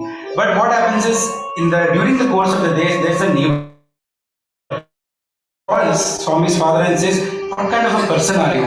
Can't you take care of your child? Do you know that they are torturing him and beating him left and right, not giving proper food or anything, making him do everything? Why don't you take him off? So this is something which Swami's father did not know. And after the dinner, he takes Swami all the way with a small lantern, and he breaks down and says, I did not know all that this is happening, so you come back to Puttaparthi. And so Swami says, whatever you said is right, but at this point in time, there is something happening at home, it is not right. And people, it's moral responsibility for us to be with them and guide them at this point in time. Also, if now I go, if you take me out, everybody will tell, whatever they are telling is right and it brings a bad name to family. So you go, I will come later on. And then Swami completes that year's exams in Kamalapuram and returns to Puttaparthi. Once Sathya returned to Puttaparthi, he was enrolled in Samiti Elementary School in Bukapatnam. Satyam was the ideal student and a lot was already known before he came joined there. And we will not discuss so many things now. For example, he being a school leader, the teacher's pet, dancing as Rushendramani, and revival of Pandari Bhajan group, etc. Then Sheshamaraju gets promotion as a Telugu teacher in the Karibasava Samiti district school in Uruvakonda. Sheshamaraju had a great ambitions for Satyam as he was a very bright student.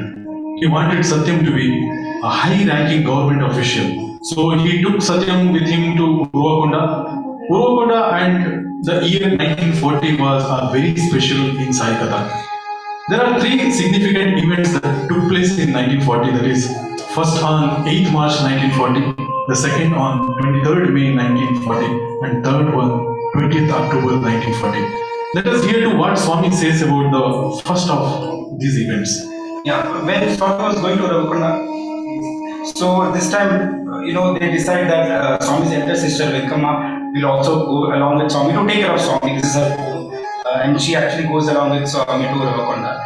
And the next photo you can see Swami with Swami's brother and sister Sheshamaraju, because this is a very later on photo after probably Swami has declared his divinity, but we are just going to show it.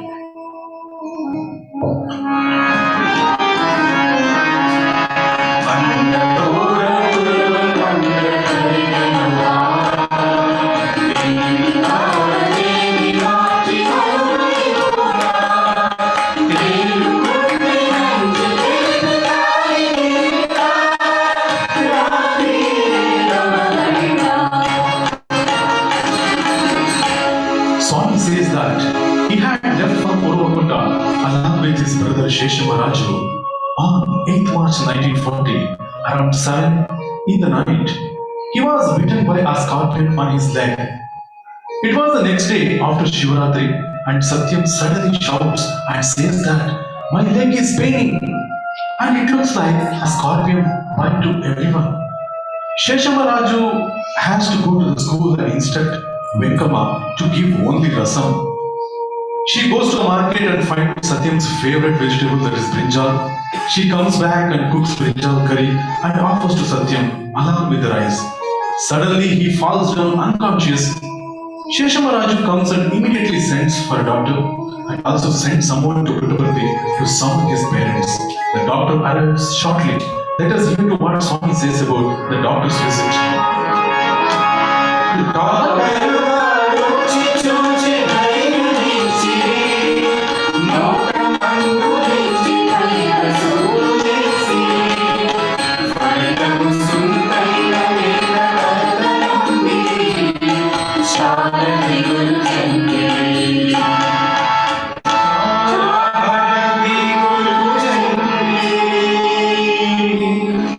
Swami says that the doctor came and gave assurance to everyone.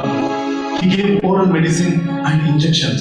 Since there was no relief, all were worried, all were very anxious and nervous. So this was the house that Swami stayed in Uruvakonda.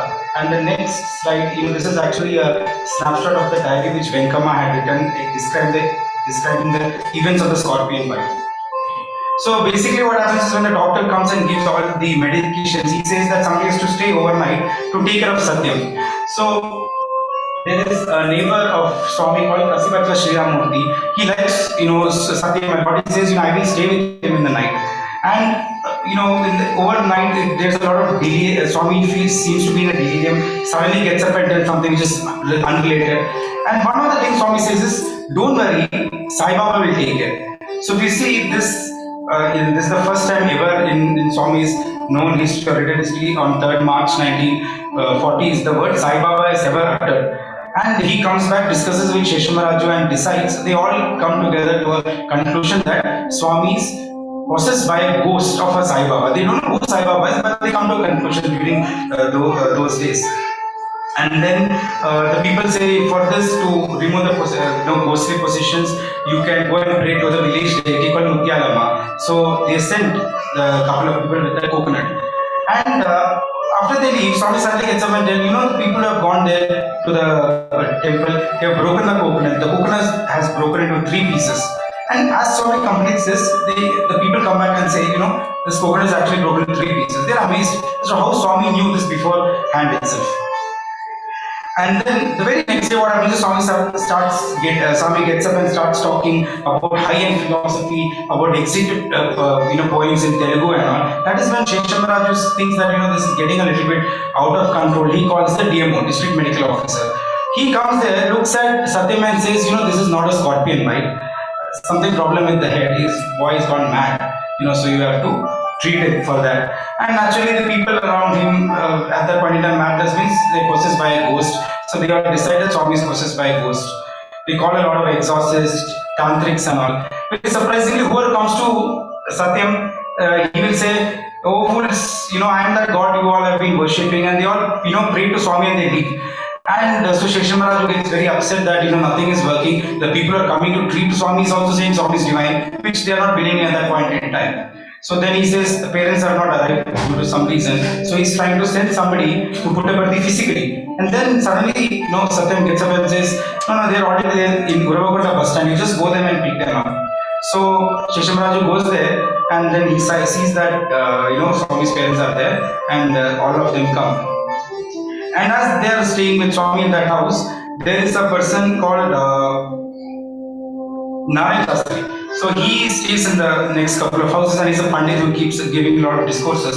So he calls his parents and says, Narayan Shastri is giving discourse now in the other house. Go and tell him that whatever he's telling is wrong. So I said, you cannot tell all that things because he's a pandit. No, you have to, and Swami pushes them. So they go all the way to there and then they tell, so he asks, what is your, why have you come here? What is your purpose?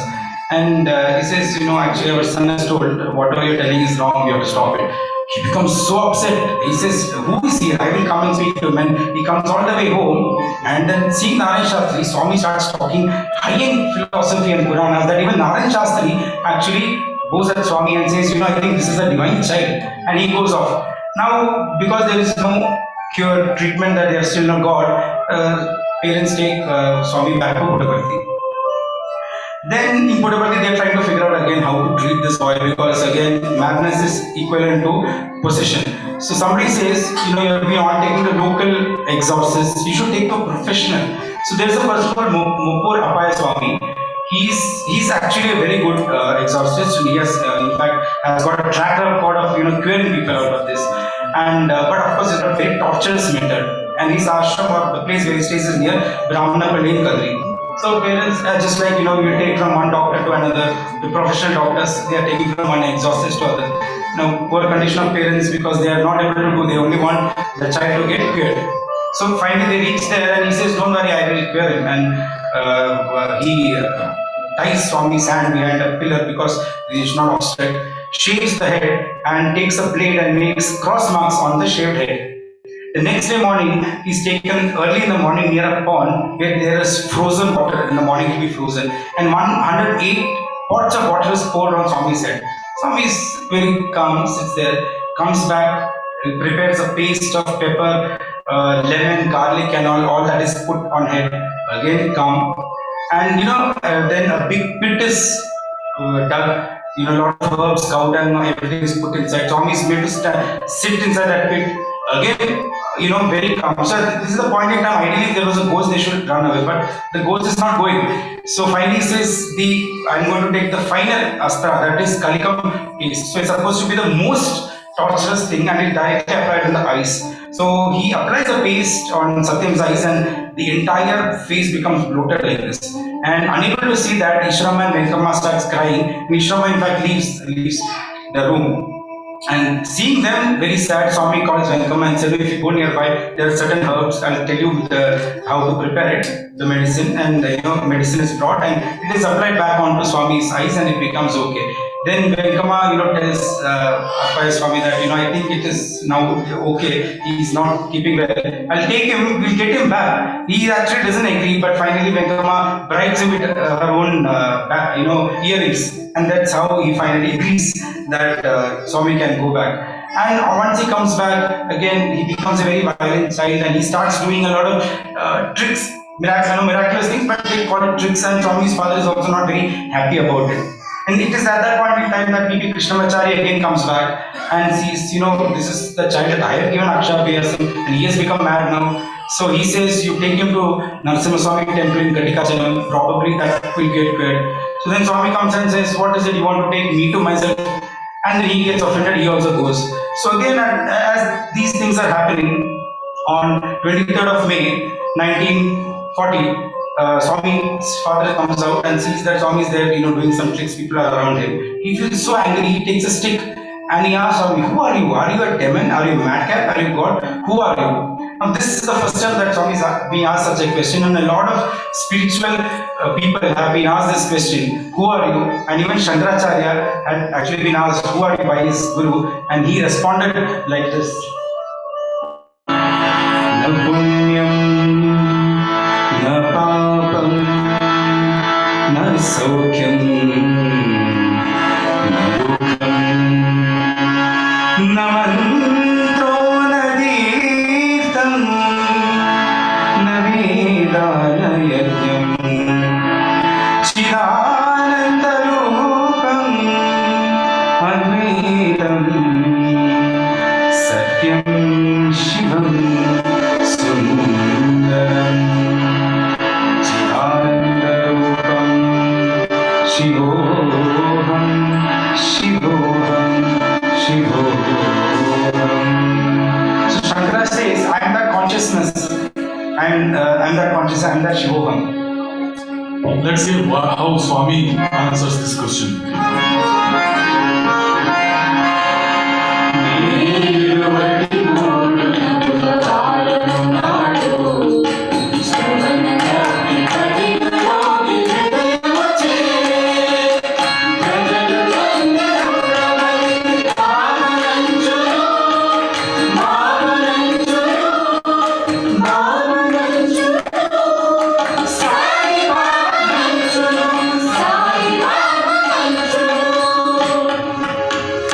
Swami says that it was the 23rd of May, a Wednesday. People felt that the body was sick, and thus the poison had reached Swami's heart. All the people around recognized Swami as Sai Baba. So when Swami responds and says, I am Sai Baba, Swami's father asks, what is the proof that you have Sai Baba? And that is the time when Swami takes a bunch of jasmine flowers, throws it into the air, and it falls down in the letter Sai Baba in Telugu.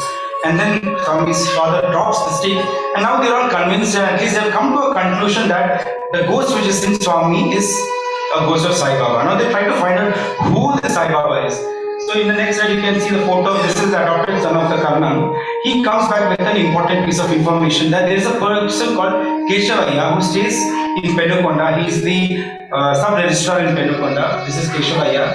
The next is his house. So he is saying this is a person who has gone and seen Shirdi Baba. In Shirdi, when Shirdi Baba was alive, and whenever people come to him, he gives vibhuti, Shirdi Baba's vibhuti, and generally cures him. So he is also self-made, some kind of person who can treat people. So he said, why don't you call him? So Keshavaya comes and he sees and says, this is not Sai Baba, and he gives vibhuti. And then Swami throws it at his face and says, oh fool, I am that Sai Baba you are praying. You have come to treat me. And anyway, he says, I don't think nothing can be done much. It's very complicated. You can probably buy an idol of Shirdi Baba and start praying. And when they get an idol of Shirdi Baba and start praying, suddenly Swami, becomes calm. And they realize, okay, that's all that was. If we had got an idol of Sai Baba, this would have got, dissolved long back itself. And once that gets cured, Sheshamraju says, now Swami is okay, now let me take him back to Uravakonda. And Swami goes back to Uravakonda along with Sheshamraju. And there he befriends a family. And there are two kids called Narasimha Das and Subharatama. This is Narasimha Das photo. And they are the children of Anjaneyalu and Bhagyalakshmi. Anjaneyalu is the excise officer in Uravakonda. And Swami becomes very close with their family. He used to have breakfast, lunch, dinner there, spend a lot of time there. And in fact, here Anjaneyu was already a devotee of Shirdi Baba, and Swami in fact started Thursday bhajans at their home. Every Thursday, Swami started bhajans. In fact, once Anjaneyu, asks him what you want, and Swami says, "I want an idol, Shirdi Baba idol." They don't know where to get. Swami says, "No, go to a fair and you get it." And he gets that idol and gives it to Swami. And this is the actual photo of the idol. It is still there in that household, which the idol which was bought and given to Swami. Now, and there again in the school, unlike the previous school, by the time Swami came here, they already know this is a miraculous boy. He has done a lot of things. Swami was already a bright student, and then Swami used to write poems. Swami used to write dramas. A lot of drama Swami had written, and Swami was shining there. In fact, Swami used to sing the school prayer which Swami had composed. Something about the school prayer is that this was actually a song written by Rabindranath Tagore in 1911 called Bharat Bhagi Vidata. And it's a 5-stanza song. The first stanza of the song was taken as the national anthem Janagana Mana. The second stanza of the song Aradhana was taken by Swami and tuned to sing as the school prayer there. This is the depth of knowledge Swami had even back then. We'll just listen to that, the school prayer.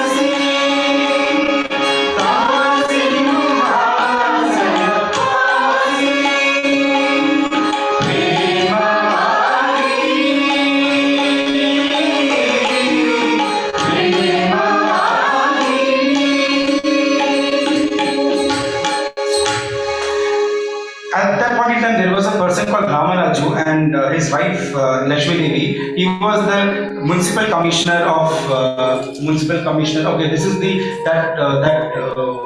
school song which is still kept in that classroom there. The Swami used to say that is the Telugu lyrics, and that Durvapana classroom is now not being used for anything else. Just kept there. This was some of the other photos. So this Ramaraju was the municipal commissioner, and both the husband and wife together get a dream. In the dream, they had to go to a particular house and find out the Satyam and invite Satyam back to their house. And they did not know who this person, but they anyway follow the dream and come, and they find a house and they find Satyam, and they immediately fall at Swami's feet and they say, it's now vacation time, you should come and stay with us for a couple of days.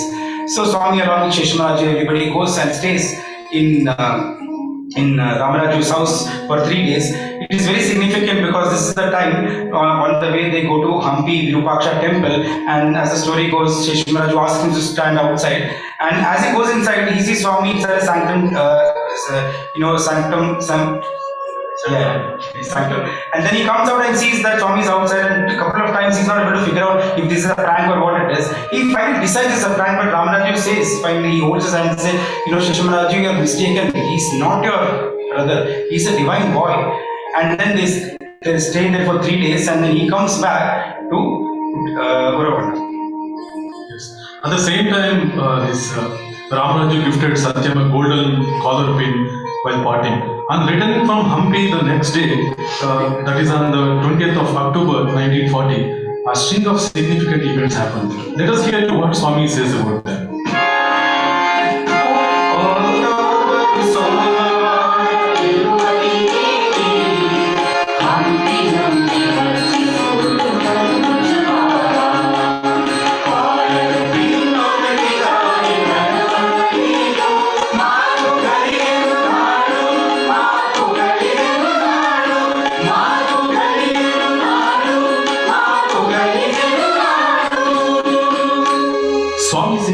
On the 20th of October, which happens to be a Monday, after coming back from Hampi, Swami goes to school.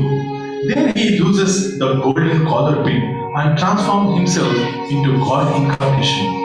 So on that particular day, 20th of October 1940, Swami goes naturally to Anjali's house. Every day he used to go, and he drops all the three kids to school. And it was around 10:30 in the morning where Swami was with his friends, and he suddenly says, I've lost my collar pin. And they start frantically searching for it. Swami is also very tensed about it, and they finally tell Swami, Sathya, the collar pin is nowhere to be found. And suddenly he says, it is okay, I don't require it anymore, you can go back to your classes. Then he walks directly into the class where Sheshamaraj is teaching and tells his brother, the collar pin has gone, the collar pin has gone. Now again Sheshamaraj thinks, okay, now another episode has started. So many things I have to see. He says, now I'm teaching you, go back home and tell whatever you want to do your sister-in-law. And as Swami exits the class, instead of saying the collar pin has gone, he says, Maya has gone, Maya has gone. He goes back home, throws the books down, and he tells his sister-in-law that I'm not your Satyam any longer. My devotees are calling me, so I'm going. Maya has left me. And he walks into the garden of Anjaneyu. And seeing Swami there, he realizes there is a big divine aura around Swami. And in his garden, there is a slab where he had kept Shri Baba's idol as an altar. He removes that Shri Baba's altar and asks Swami to sit on that altar. And Swami sits there and starts speaking to the people, singing bhajans. And it was there on that particular day when Swami sat, he sang the immortal bhajan, Manas Vajre Guru Charanam.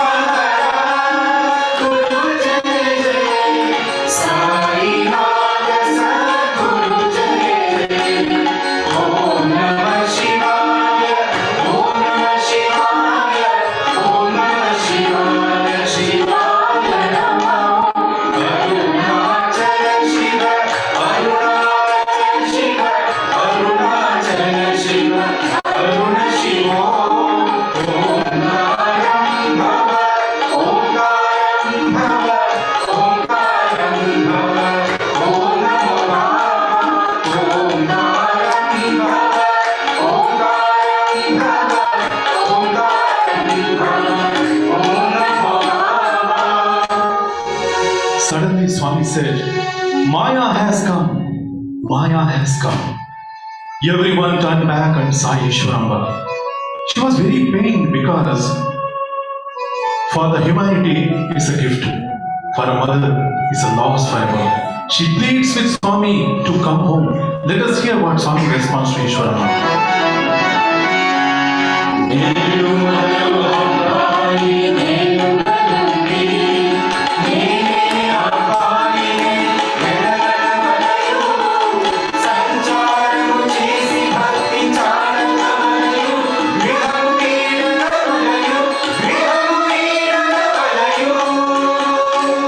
Swami says that I am no more a boy from today. I have to go to my people. I have to go on to spread the devotion for which I have to leave the house. For which I have to leave the house. In the entire Saikata, if there's a person who has lost a lot, it is only Mother Ishwaramba, because it was at that point she realized that she will not be able to again, carry Swami's hair, feeding whatever he wants, because he has decided to leave. And when Ishwaramba realizes that there is no way that she can convince Swami again, she becomes her mother back and she says, has Sathya eaten anything? And they say, he has not eaten anything for 3 days. So immediately she rushes inside the kitchen, makes food for Sathya, and he calls him. He comes and sits, and once the food is given, Swami mixes all the food, makes it into 3 balls, and gives 1 ball to Ishwaramba and asks Ishwaramba to give that ball back. And with each morsel Swami eats, Swami says, Maya has gone, Maya has gone. And if you see, this is one of the traditions which sannyasis do when they leave the home. They take the last food from their mother and then they eat, and then that's how they leave. Sheshamaraju was devastated by Satyam's walk out and never came to the terms with the fact that he was actually the Lord of the universe. In fact, he wrote a letter to Swami with his apprehensions on 25th May 1947. Swami wrote a reply. The gist of the same is covered in the below Padyam. Let's hear what Swami says. Yeah, just before that I missed a point. So Ishama knew it was too late already because she's already lost her Satyam, and her biggest worry was what if Swami leaves Puttaparthi. By then, in the next couple of months, what has happened is Swami actually gets a lot of offers to relocate from Puttaparthi. Even the Mysore, the royal family says, why don't you come? We will give you the Mysore palace itself. You can start, working from here, staying here. And then Ishama becomes very sad. She feels Swami will leave, and she tells Swami, Maya has actually left you, but it's not left me. For me, you're still my son, and I do not have anything else left if you leave. And then Swami gives a promise that in this avatar I will never leave Puttaparthi. I will always be there, and that is the promise given to Vishnava. Swami keeps till very end, and Swami, leaves his body and takes the Mahasamadhi in Puttaparthi.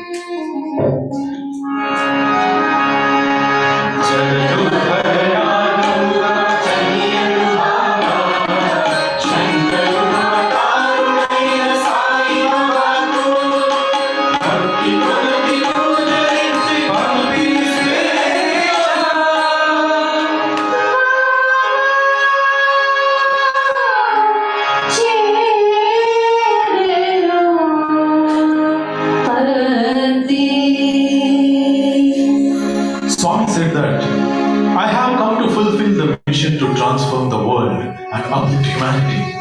I am the very incarnation of Lord Shiva. All have worshipped Swami with devotion and consented for his journey. That is how Swami finally reached Bharti.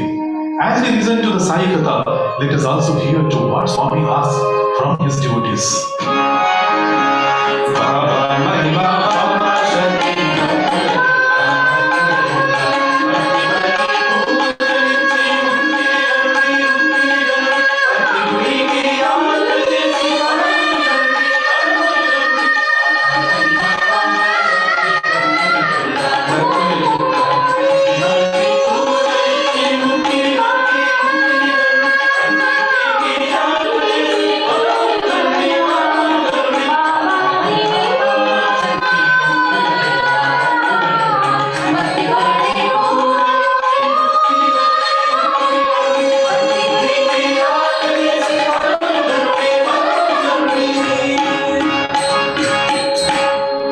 Swami says that devotees, after realizing Baba's powers and miracles, should serve him with devotion and find solace and relief in his company.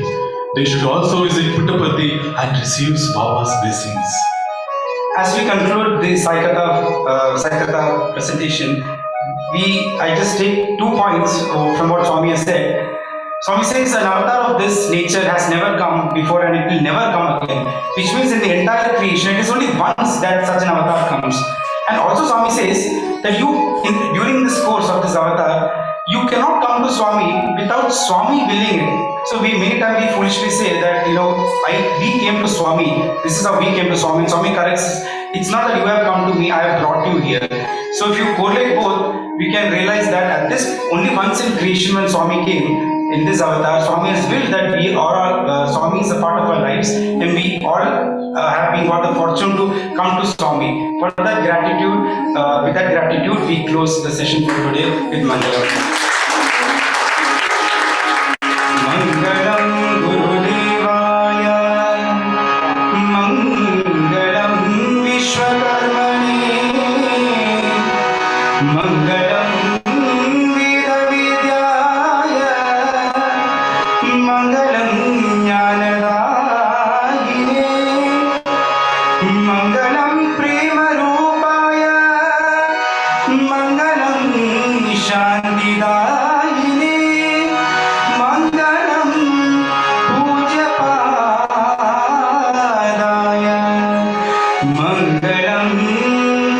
Sathya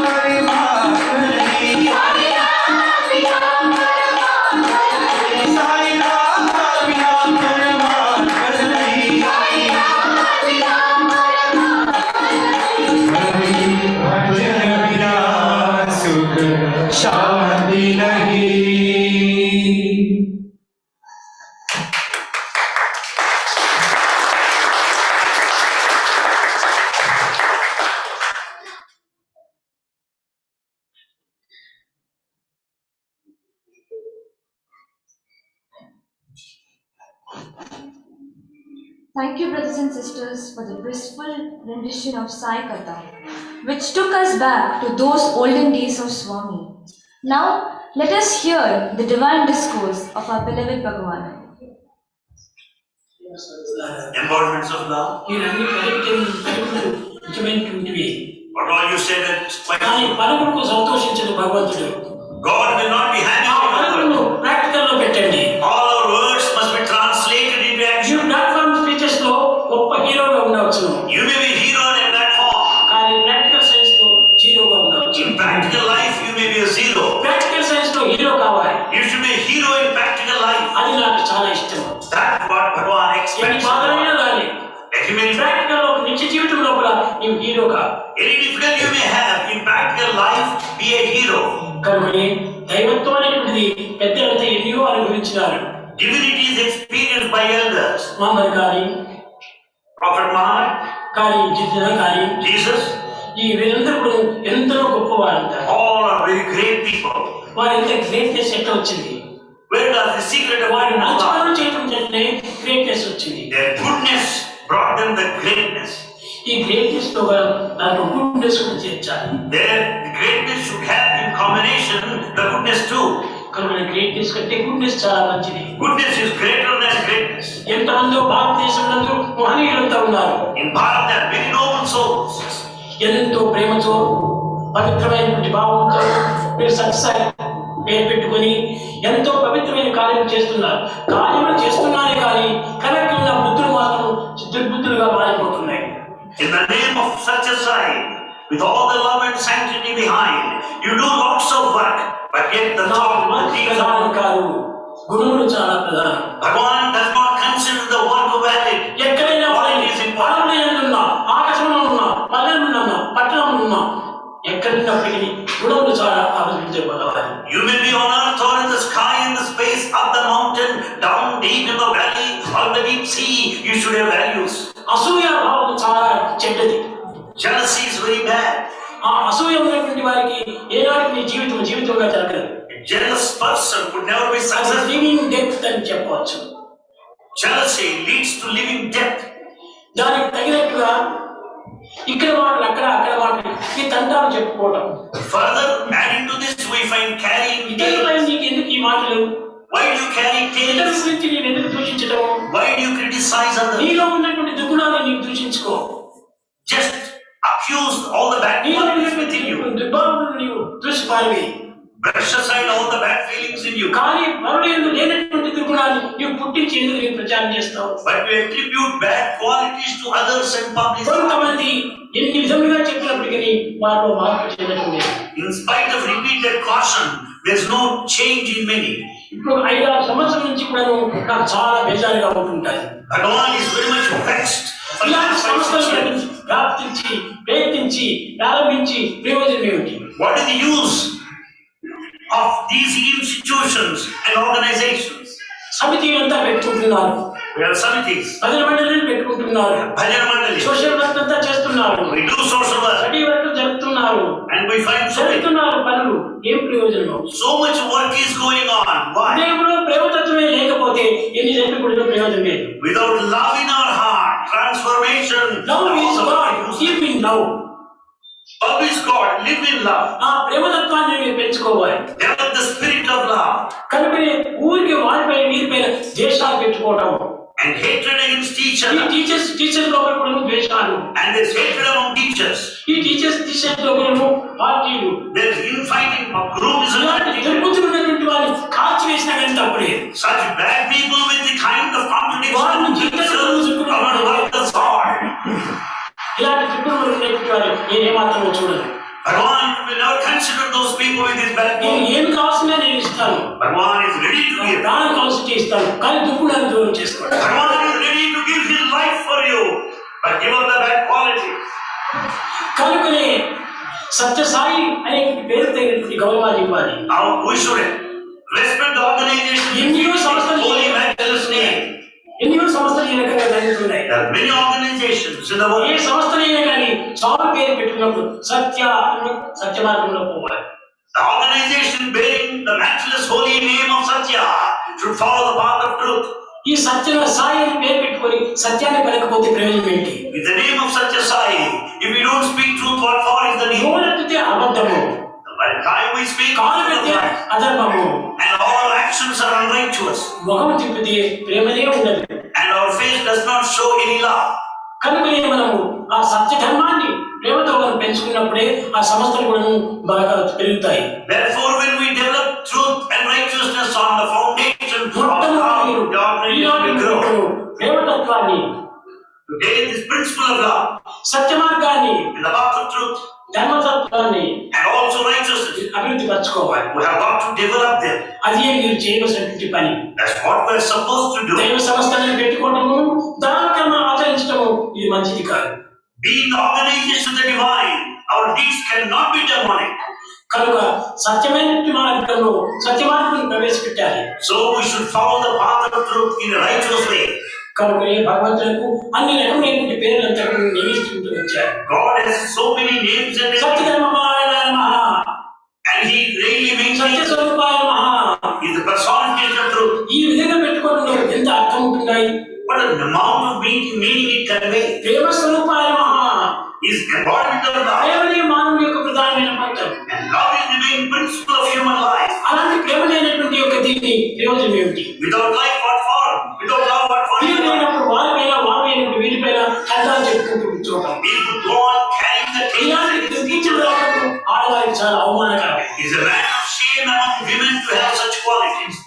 మొదల నుంచి కూడా ఈ దుఃఖం స్త్రీల్లో లేకుండా ఉండేటువంటిది. Right from the beginning, there were no trace of such.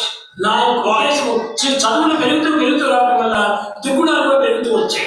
Bhagavan feels that there's more and more of education today. More and more of better. చాలా వివేకి అయి మరి తండ్రిని కూడా మందమవుతాడు. With all the education and specialization, man does not know his true identity. ఎంత చదువు చదివి ఏ రీతి ఉన్నాను హీనుడు కూడా మారలేడు. With all the high education, a mean man would never give up his mean mind. తరచి చదువ తక్కువమే కానీ పూర్ణ జ్ఞానం ఎప్పుడు పొందలేదు. The education after all helps you to argue with each other, but not అలాంటి చదువు చదివి చావంగనేటికి. After all acquiring this knowledge, why should we die? చావు లేని చదువుకోవాలి. We should study to be immortal. కనుకనే ఈ దుర్గుణంతో కూడినటువంటి చదువు ఉండి ప్రయోజనం లేదు. This education with bad qualities is useless.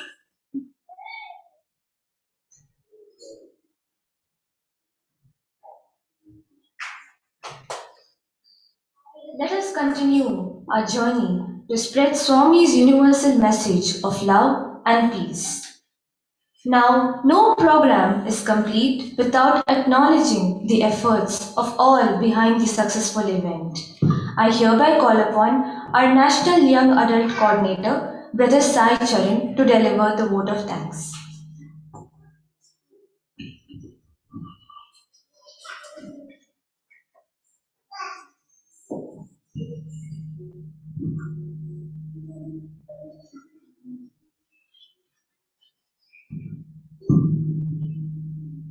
Thank you, Sister Saina. As we are nearing by in concluding the program, Sathya pranams at the divine lotus feet of our Swami. Without his divine grace and blessings, we would have not able to offer Sai Smaranam at his lotus feet. We thank His Highness Sheikh Khalifa bin Zayed Al Nahyan, the ruler of Abu Dhabi and President of United Arab Emirates, and His Highness Sheikh Mohammed bin Zayed Al Nahyan, Crown Prince of Abu Dhabi and Deputy Supreme Commander of UAE Armed Forces, for the harmony established in this beautiful country. We thank all the members of the Management Committee and senior members of Abu Dhabi for their continuous support. We immensely thank the Vetri Event Management and their support staff for their beautiful support in successful conduct of this program. Lastly, without the selfless efforts of Seva Wing, it is Herculean task for successful conduct of any program. We pray Bhagavan to shower His choicest blessings on this Aradhana day on each of us. Let us recharge ourselves in the journey of making our lives as Swami's message. Now, we shall move on to closing prayers. We request all devotees to collect Mahaprasadam after Brahmarpanam and closing prayers and thereby adhere to Sai discipline while leaving the venue. Thank you all. Jai Sai Ram.